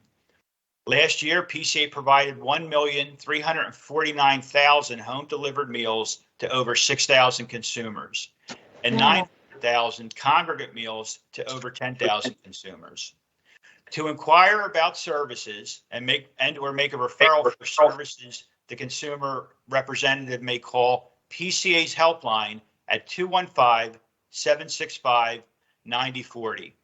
You may also request assistance via a web referral at pcacares.org. PCA's long-term care departments have always worked and continue to work collaboratively with agencies throughout Philadelphia County to assist with housing solutions and implementing services. PCA remains committed to consumers' autonomy and independence so they may safely remain in their homes and community. We are all aware of the growing need for services for unhoused older adults. More than ever, further collaboration is needed. PCA stands ready to assist older and disabled Philadelphians. However, the unique challenges presented in serving those who are unhoused, such as inconsistent and unreliable locations, will require all the agencies represented here today to work together collaboratively to address these needs. PCA asks the Council prioritize funding for long-term and full-day shelter options with full accessibility, some spaces for private care, and other resources for unhoused older adults. We appreciate Councilperson Kendra Brooks and members of the Intergenerational Affairs and Aging Committee for shining light on this very important issue and bringing us together to work collectively to meet the needs of the most vulnerable among us. We look forward to continuing this conversation. Thank you. Thank you so much, Mr. Myers. I have a few questions for the panelists before I open it up to my fellow committee members. First, Liz, once a senior is seeking shelter, what does the process look like from there if the senior would like to be admitted to a non-congregate care site? Can everyone put their computers on mute? You got so many treats. Yeah, man. Allison? Did you say Allison? Yeah, you're not on mute. Oh, sorry. I'm gonna hand this over to Roberta Cancelier, our Director of Housing Services, to talk about the process. Good afternoon. So if someone's seeking shelter, can do so through our various intake points or through a phone calling into an intake point. Once someone's in an emergency shelter, the case manager will work with that individual on housing goals and plans. So if people are older, and generally we're looking at 65 and up or 60 and up with medical conditions, they would be a great candidate for the non-congregate shelters. So either the COVID prevention space or even the SROs that Pastor Rob and Chrissy talked about. Okay, so if there are no vacancies, is the senior then connected to a shelter that is accessible for those who are medically fragile? I would say we do our best. Some of the shelters are more accessible than others. Some we've had for many years. There are all types of configuration of shelter, and we really do our best to make the best match for an individual, both in terms of location, facility, and what type of program they want to participate in. Are there any city guidelines that direct shelter providers on next steps when a senior who is a wheelchair user is seeking admission into a shelter that is not accessible? I'm not sure what you mean by special guidelines. So if a wheelchair user is seeking admission, what are the guidelines? What are the shelter providers' next steps into providing accessibility or finding accessibility for shelter? So people would be referred to shelter from our intake points, so Roosevelt Darby or Apple Tree Center. And at that point, the assessment is made of an individual, whether an accessible location is needed or not. Street outreach as well, and you heard from Jonathan, if they're seeking placement for a person in a wheelchair, they're connecting with us at intake by phone so that we can try to get the person to the most appropriate spot based on their needs. So there aren't like any I mean, I'm not sure how common it is, but are there any specific procedures to be able to assess people that are wheelchair users? Because Apple Tree is not accessible, am I correct? It is accessible. Okay. Yes, there's a ramp. Okay. So if someone comes into the shelter and they're a wheelchair user, and there aren't any available beds, what is the next step? We would work with that individual about prevention and diversion options. We're going to do that anyway, right? To see if there's another alternative of where they could stay, even if it's very, very briefly, even if it's for one night while we work to try to identify a space. Okay. And I will note, Councilmember Brooks, that actually, thanks to Dominique, who you heard from earlier, that we did get clarity from the state that aides can come into shelter with people who need them.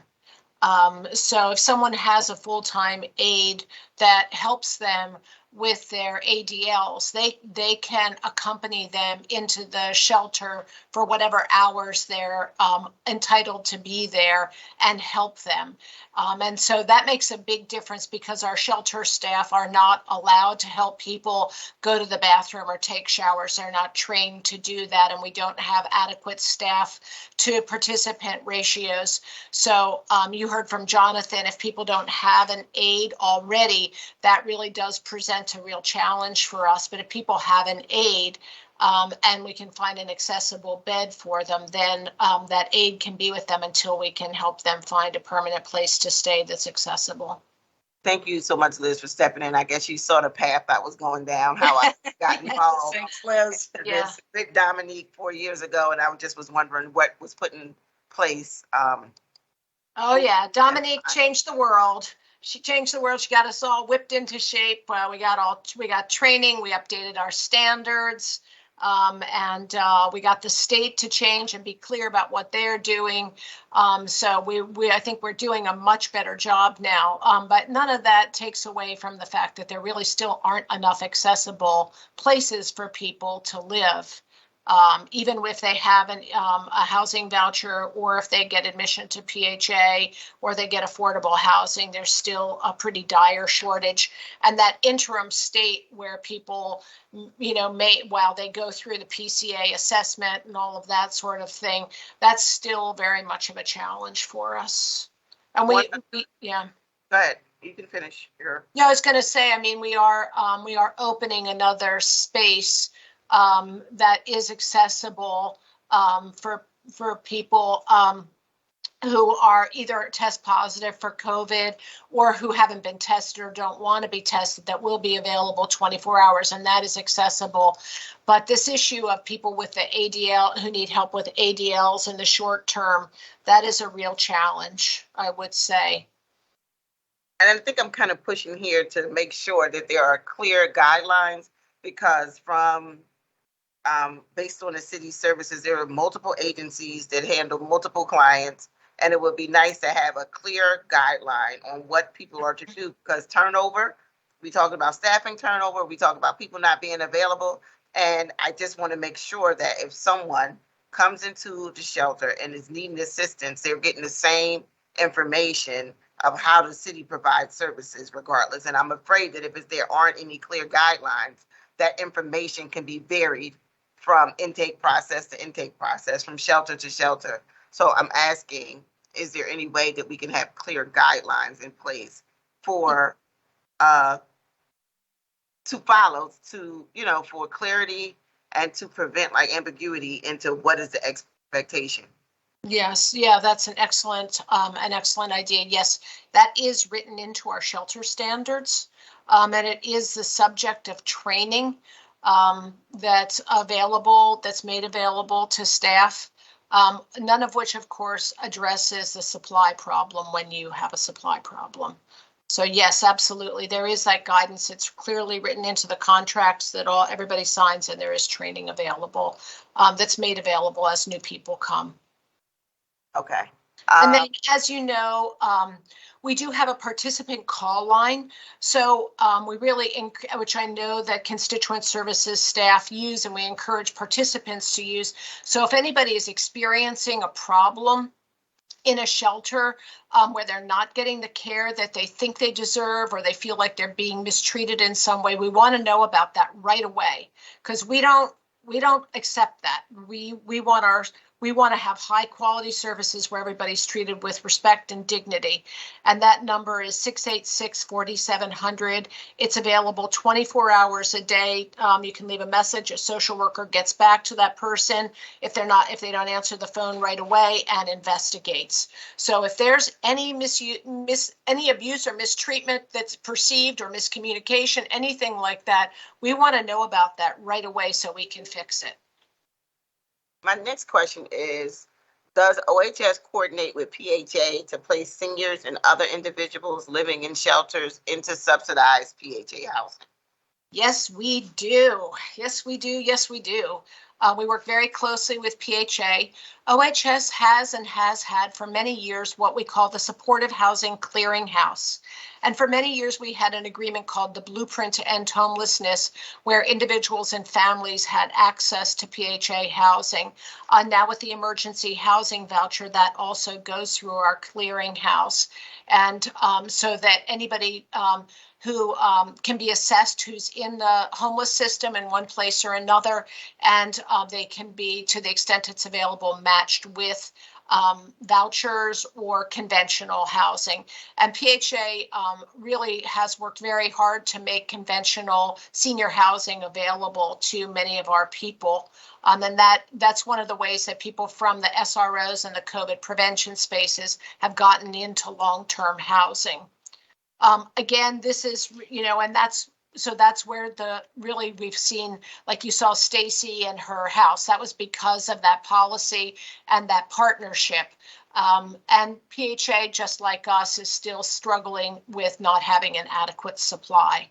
So even when the system works perfectly and we're coordinating, there still may be people who aren't going to find places to live, which is why we still have this crisis. Thank you, Liz. And you see, I noted that I realized that Stacy wasn't at the place that I saw her at last time. So thank you. Yes, Stacy. Yeah. And I actually, we actually meet monthly with ACT UP and hear from them about what they're experiencing and really take their input. Really, they're like the secret shoppers that help us do better. So we've heard from many providers today, and they said that it's been harder to find permanent affordable housing for seniors living in shelters. Does OHS have a sense of how many people are in the homeless system who have a voucher or have had a voucher that has expired? PHA is extending the timeline, so we don't think anybody is losing their voucher because of timing. Right now, I think we're up to 158 days to use the vouchers. OHS has gotten 263 completed applications to OHS.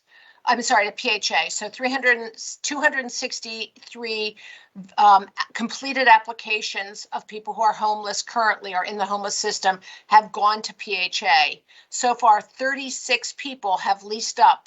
So you hear that struggle is real. 16 are working through the process, and we have 184 who are still shopping with a new unit. So we send over applications every week, but for right now, yes, we know that there's 184 people shopping who have vouchers. And it is taking people some time. PHA has renewed incentives for landlords. They get $500 for signing. OHS has established a fund. So, if there's any damage to places, we will help pay for that. We have services available. So and now PHA is taking on some more extensive marketing. So we've taken a number of steps to try and make more units available to people, but it is taking time for people to find units. We find that there's a lot of discrimination against our people. Under Beth Gonzalez's guidance, we did a landlord survey a couple of months ago. Beth, you want to talk a little bit about what we found from that survey? So it's really very informative and has helped us to make some changes. Sure. This is Beth Gonzalez from the Office of Homeless Services. And so we contacted a lot of people in different landlord networks and collected over 400 surveys. And interestingly, 51% of those had units either 5 or less. And about 30% of the landlords who responded in the survey had 30 plus units. So really just looking at those two of our biggest respondents. And it was interesting because they said they wanted to learn more about the emergency housing vouchers. Many had not ever housed anyone with a voucher, but then they said they were not interested in PHA vouchers. So you could tell definitely there was a need of being educated about the benefits and how they can help each other and partner while also helping the community. So definitely they were interested in learning more. So we're going to be working with our landlord engagement specialists to really educate folks, help them learn if they're new entering into the market, other landlords, and networking with other folks who do take vouchers, and talk about the pros and the cons and any risk mitigation factors that we can do to help them. And then we're actually starting a collaborative within the city in itself of everyone who's doing all these siloed approaches to landlord engagement and strategy. So we're now starting to kind of herd all the cats together and make sure that we're all going in the same direction and resources and applying for different funding and innovative opportunities. Thank you so much for that. My next question is, the city is losing affordable units at a rapid pace, and we are not seeing viable market solutions that address the homeless population. which of the programs that you mentioned specifically provide affordable long-term units that are not being developed by market developers? I'm sorry, I don't understand the question. Could you repeat it, Kendra? Which of the programs that you mentioned specifically provide affordable long-term units, but they're not being developed by market developers? Oh, well, none of them are being developed by market developers. The housing vouchers are the only ones that use market rate units, or that really are linked up with the market. Our shared housing, those are PHA scattered site units that are vacant that we renovate. And then we have a provider, self-incorporated, that helps people live there. The SROs are private nonprofits throughout the city. And the shallow rent, the Homes 200, that uses private market units where we have an agreement with the landlord to accept a fixed low income, fixed rate rent. What would be helpful with affordable let me back up. When the city develops, finances affordable housing development through the Department of Planning and Development using the low income housing tax credit, 10% of those units come to our supportive housing clearinghouse. That's about maybe 20 units a year that we get. If there were additional rent subsidy for some of those units, so we could get to 20 or 30%, that would help. That would make the quote unquote affordable units deeply affordable to our people, and especially if some percentage of them were accessible to people with disabilities. Okay. Does that make sense? Yes. Thank you, Liz, and thank you to Liz's team for your testimony and answering my questions. It's the city's team. The city's team. We work for you. The Office of OHS. Thank you guys for providing, clarity to the questions that we provided. My next question is for Dr. Bittigal. What efforts has PDPH taken to ensure medical services are available to seniors living in shelter or in COVID isolation hotels while this crisis is still happening? So, in general, the medical services people get right now, and this is something we're actively discussing, but it's really very individual based. So if people have a provider, if they go into shelter, they would continue to see that same provider. If they have a medical emergency or something urgent, then they would go to an emergency room. The COVID hotel, the INQ hotel, has really been set up for people who are able to be independent. We provide nursing staff there who do daily wellness checks, but anybody who is oxygen dependent or has substance use disorder or needs more than can be provided, they're alone in a hotel room all day. So it's really not a good setup for people who need medical care. It basically just provides food, a bed and bathroom, and some amenities to help people pass the time, and then those wellness checks. So I do think that there's a conversation that we need to have about sort of the people who come into shelter with underlying serious medical disorders, of whom there are many. Some of them are seniors, some of them are not. I mean, homelessness being very, very hard on the body, but about what makes sense there. That's not really necessarily a COVID conversation. It's a human beings and need for care conversation. But what gives people the most choice? What is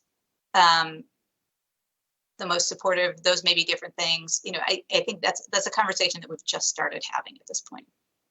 Yeah, because we've heard in our testimony that shelter staff are providing medical services and doing the wellness checks, and they don't have the background or experience to be doing that. So, I'm very interested in how coordinated services can help us provide the best quality shelter care available. Because if we had the wellness check method that's available at the COVID prevention site, COVID isolation sites. I'm sorry, I get all these different locations confused. Is there some way that the same services or program could be set up to provide that level of support to shelters in the city as well? Well, so a couple of things. I mean, those wellness checks really are somebody knocking on the door and saying, "Are you okay?" So it's not the kind of thing, you know, I think, for example, wound care was brought up earlier, and that's a really important component. That's not something we do at the hotel. It really is, you know, just making sure that the person hasn't gone into respiratory distress, you know, doesn't need to go out by ambulance. I think this is going to take a lot of thinking and bringing people together to talk about this, because to provide enough nurses to do a daily wellness check at every shelter in the city would be quite daunting. And the question is there a way to do that that's maybe more consolidated? You know, I mean, this is a very early conversation, so I don't want to jump ahead of ourselves, but I think there's a real need there. And then the question is, what's the best way to do that? There's also an issue of choice for people. So we can bring medical services to people, but we can't assume that they want the medical services we brought. So that's another piece of this. You know, like before somebody became homeless or came into shelter, they may have had a provider. When I was at Health Center 6, I took care of multiple people who didn't have a fixed address. We used to use the health center address for them. And they were my patients for years. So, you know, some people prefer to choose their own doc. Some people would very much, I'm sure, welcome the availability of services on site. And so there's a lot to be parsed out there. Okay, but just like very preliminary, this is the beginning of a larger conversation on how we can make sure that, you know, we're looking out for the well-being of folks in shelter and not overburdening shelter staff with responsibilities that they aren't necessarily trained or prepared for. That's kind of where the concern. Exactly. And, you know, I mean, the reason that we have nurses doing those wellness checks is if somebody says not sure, the nurse is able to assess them. And so, you know, how do we, I mean, COVID is, you know, one question, but lots of people in shelter have, as I mentioned, venous stasis, ulcers. Lots of them have cardiovascular disease, high blood pressure, diabetes. You know, we don't want our shelter staff to have to become experts in all of that. So how do we figure out for people when do they need help or just support the medical needs that they have?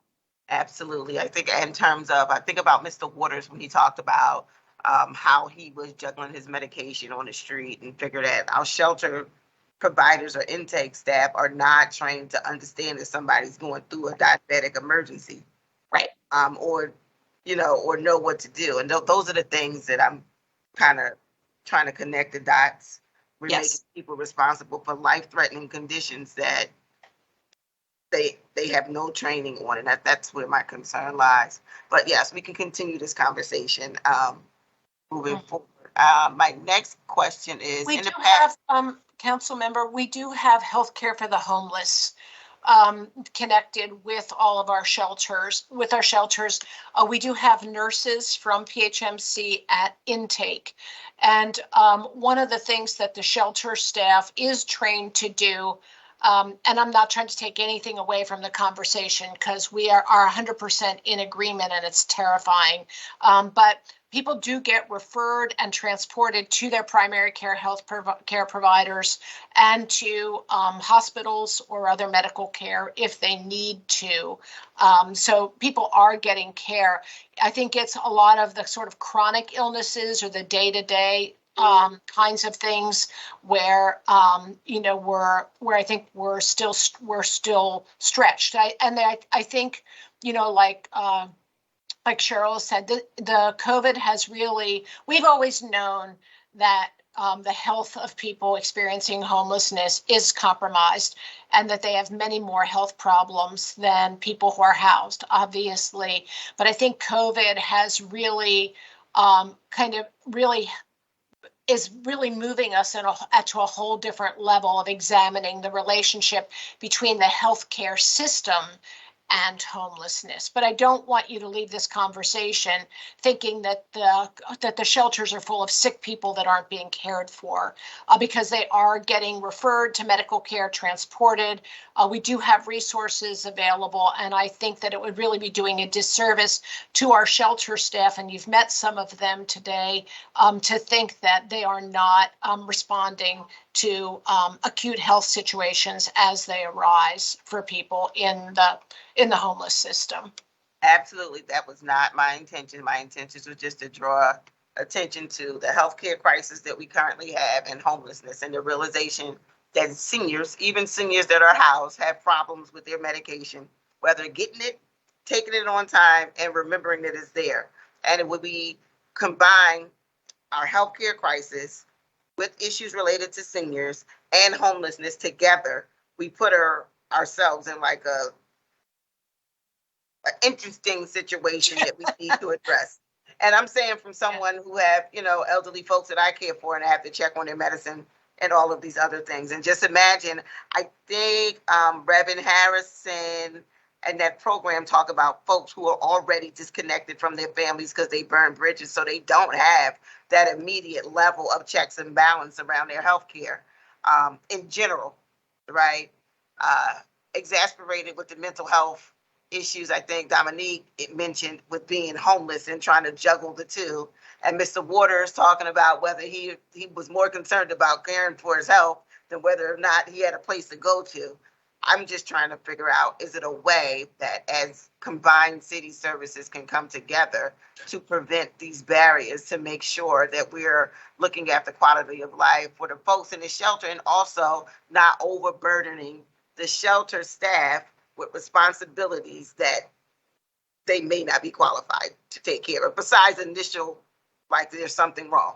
And so you can look and tell there's something wrong, but then what's next, or what could have happened between there? So that's kind of the purpose of this hearing, to bring all those conversations together for some strong long-term solutions to help provide support for shelter providers, as well as our homeless population that are using these services, and how we can be better stewards over the services that we fund in the city. And that's kind of my line of question. It was not to point a finger at shelter providers not doing their job. I'm just concerned if we're providing them all the tools that they need to do a good job. I have a question. In the past, we've had hurdles providing homeless populations access to COVID, hotel, quarantine, and what hurdles have we had in providing the homeless population with COVID hotels, quarantine, and isolation services?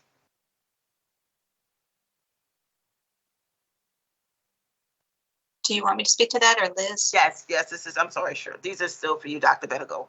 Okay, sure. So, and there's a transition that's sort of happening over the next few weeks. But so we have had for more than a year now an isolation and quarantine hotel. And that's been a joint collaboration, lots of agencies helping, health department leading that. And that really has been meant to provide a place for people to isolate or quarantine safely, whether or not they're homeless, but just if they didn't have a safe place to do that. So somebody who lives in crowded housing, for example, might not have a separate bedroom and bathroom, for a person to isolate. It has become really 90% used by people who don't have stable housing or are homeless. It actually, lots of cities closed their isolation and quarantine hotels. Philadelphia did not when numbers dropped last summer, and then we used it, into the fall surge. I think it's a challenge to figure out when numbers are low, what do you do? It's a very, very expensive place to operate, about $1 million per month. Right now we have 10 guests, 6 of whom are from a single family. So we're not using much of it. But, there is this need to have a place for people to go safely, if numbers were to increase, or just if somebody is positive and at a place that doesn't have a private room, a place for them to be safely. In terms of accessibility, we have And I will say that we, like everybody else in the city, have had some struggles with hiring. So, there are limits to our ability to staff up very quickly as when Omicron hit, which was why we reached out to partner organizations to see if they were able to help with staffing. OHS did send staff over to help, for which we're grateful. Our partners were in the same situation. They weren't able to add staff quickly during the surge. So what we've been doing is we have a team that assesses whether people are safe for the site. So for example, as I mentioned, they have to be safe to be in a room alone all day. So there are some people who are not independent with their activities of daily living who wouldn't be able to safely be at the hotel. There's a medical screening team. They have been working basically 6 days a week. They're not working on Sundays, but they are working on Saturdays. They worked on a bunch of holidays just to try to make the place open as much as possible. It isn't currently 24/7. And I know that's been of interest. We don't get a lot of overnight referrals or referrals, on Sundays, but, I know that when there's a need, that's a need. So that is definitely a challenge. And the money runs out at the end of March. So that's another challenge. But, I think it probably would be useful, Liz, if you wouldn't mind talking about Chris. Yeah, so we are in the process of establishing another quarantine. It's going to be called the COVID Recovery Isolation Space. And it will be, we will have 24-hour access. It is fully wheelchair accessible and will be exclusively for men who are homeless, who test positive for COVID, or who are do not want to get tested. So outreach will be able to bring people there, and so will people from Station House, which you heard from earlier. So we hope that will provide a new resource for people that will address some of the problems we encountered quite unexpectedly through the Omicron surge. And then the other thing is we are convening a work group with the Office of Emergency Management to do preparedness planning. While we have this moment of respite and peace from the pandemic, which hopefully will last another 5 minutes, to start to do some planning on some of these especially prickly problems, like how do you keep a site open when there's no people in it, and then how do you staff up quickly, which I think is what happened to us in December, January, when we couldn't find staff. So really trying to get at some of these issues and engaging our partners in that. But in the short term, or in the immediate term, we will have another place available, and it's in city-owned property, so it does bring the cost down significantly and makes it more manageable for a place for people to go, so that they won't be asked to isolate on site as we experienced with the tremendous numbers in January with the Omicron surge.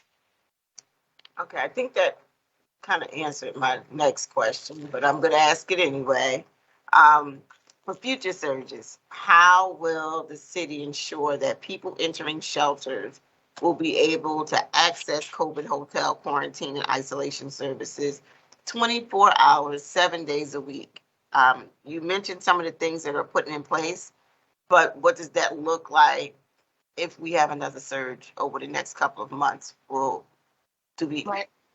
How does that lead up to that? I think one of the challenges that we've been trying to think about is, which I would phrase a little bit differently, but how do we use this influx of funds into a system that's chronically underfunded to better prepare us for future, whether it's a COVID surge or some other infectious disease? But we know that having people stay in large rooms, leaves potential for the transmission of infection of all sorts, whether it's COVID or something else. So trying to figure out how we use funds to build something like the Chris site that's for the future, that we, where we have options for how can we quickly get people to places where they can get a separate room. And when we've looked at what other cities are doing, 24 access to an INQ hotel, I think, is challenging for everyone. But there are places where your initial intake is into a place that has single rooms available. And so that kind of changes the equation. If you have the ability to give somebody a private room, that's different from you're going to go sleep in this large room with lots of other people and we're not sure if you have COVID yet. So there's a lot that goes into that planning, but that's sort of, you know, and Liz, please chime in if you would say this differently, but I just feel like this ability to get people out of large congregate sites and into into safer spaces is really what we're after. Thank you so much, Dr. Bedigo. I think that definitely answers my question. And thank you for being available to answer these questions. My next question is for Mark Myers. How would PCA describe their role in supporting homelessness / affordable housing needs? And how can emergency housing providers on this call best use PCA services? I think what I may need to do on this piece, since this really connects with some of what our long-term care programs do, I'm going to ask Shani Gilmore, if she's on, if she could just kind of respond to those two parts. There she is. You're on mute, Shani. Thank you. I always do that. Hi, my name is Shani Gilmore, as Mark had stated, and I'm the Executive Administrator for Long-Term Care at PCA. Can you repeat your question again? I just want to make sure I'm answering it correctly. So how do you describe your role in supporting homelessness and affordable housing needs? And how can emergency housing providers on this call best use the services that you provide? Okay. So with that, in terms of PCA, we do provide resources in terms of, we do have a housing booklet that lists all the different housing available, all the that we have a collective list about. It may not list all of them, but you know, the apartments for housing under 65 and over 65 as well as in general, and they can get that booklet by calling the helpline. Also for housing, PCA doesn't place housing. We do provide resources. So there isn't necessarily a way that we can place people in terms of housing. It's more of resources for housing. Like I said, we have a housing booklet. It has collectively different senior settings. In terms of emergency providers for housing, we could probably in the future and going forward collaboratively work with these providers to work out some type of system. That would be great. We're always looking to collaboratively work to assist the homelessness and the shelter issue in Philadelphia. So that's something that we could work on in the future. So just for clarity, your resource guide or booklet that you're mentioning, does it have a listing of affordable, accessible housing in the city? In the city of Philadelphia. So it's a booklet and a lot of times when consumers or advocates for consumers, when they call in the PCA and they get the helpline and they're looking for housing, a lot of times they can just send that out. Now, the thing about it is that becomes the issue sometimes is that you need someone to assist you with filling out the application. So it's just an avenue to list, because it's hard to get all of the listings in Philadelphia. So it's one booklet where it does list a bunch of the housing that's about a bunch of the senior housing that's in Philadelphia, and it gives you the contact information. It gives you the kind of like a small demographics about it. You would have to contact the actual facility for more information. However, it does give you a brief overview of everything. The issue is that, again, someone's going to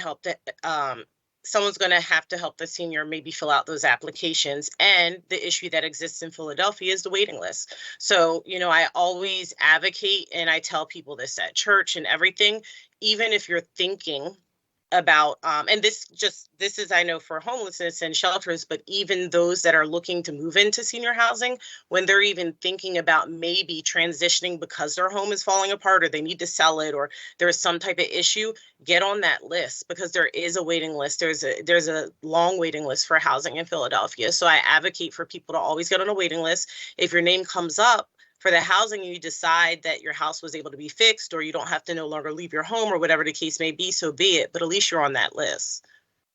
Thank you. How often is that list updated? In terms of all of the housing that we have in our booklet? Yes. Or I would have to get back to you on that, because our intake manages that, so it may not have all the newer facilities on it.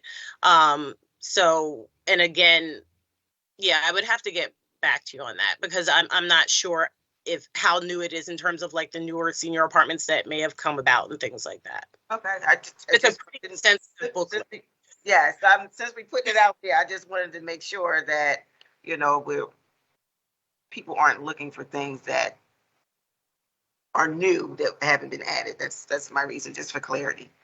But that was very helpful. Thank you, everyone, for answering these questions, and I appreciate all the work that kind of went into making sure that we have a hearing to get these things on record, for our constituencies. Are there any questions or comments from members of the committee?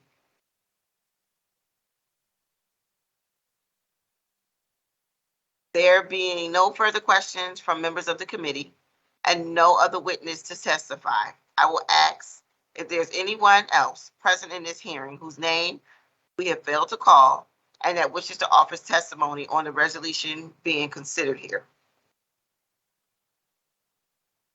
Hearing none, I want to thank all the panels and witnesses for their participation today. We value your opinions, and this concludes the public hearing of the committee. We will now recess this hearing until the call of the chair. Thank you all very much for your attendance. Thank you. Thank you. Thank you. Thank you, everyone. Thank you. Have a great week. You too. Kendra, you're my superhero. Thank you so much. Oh, you're welcome. I can't see who that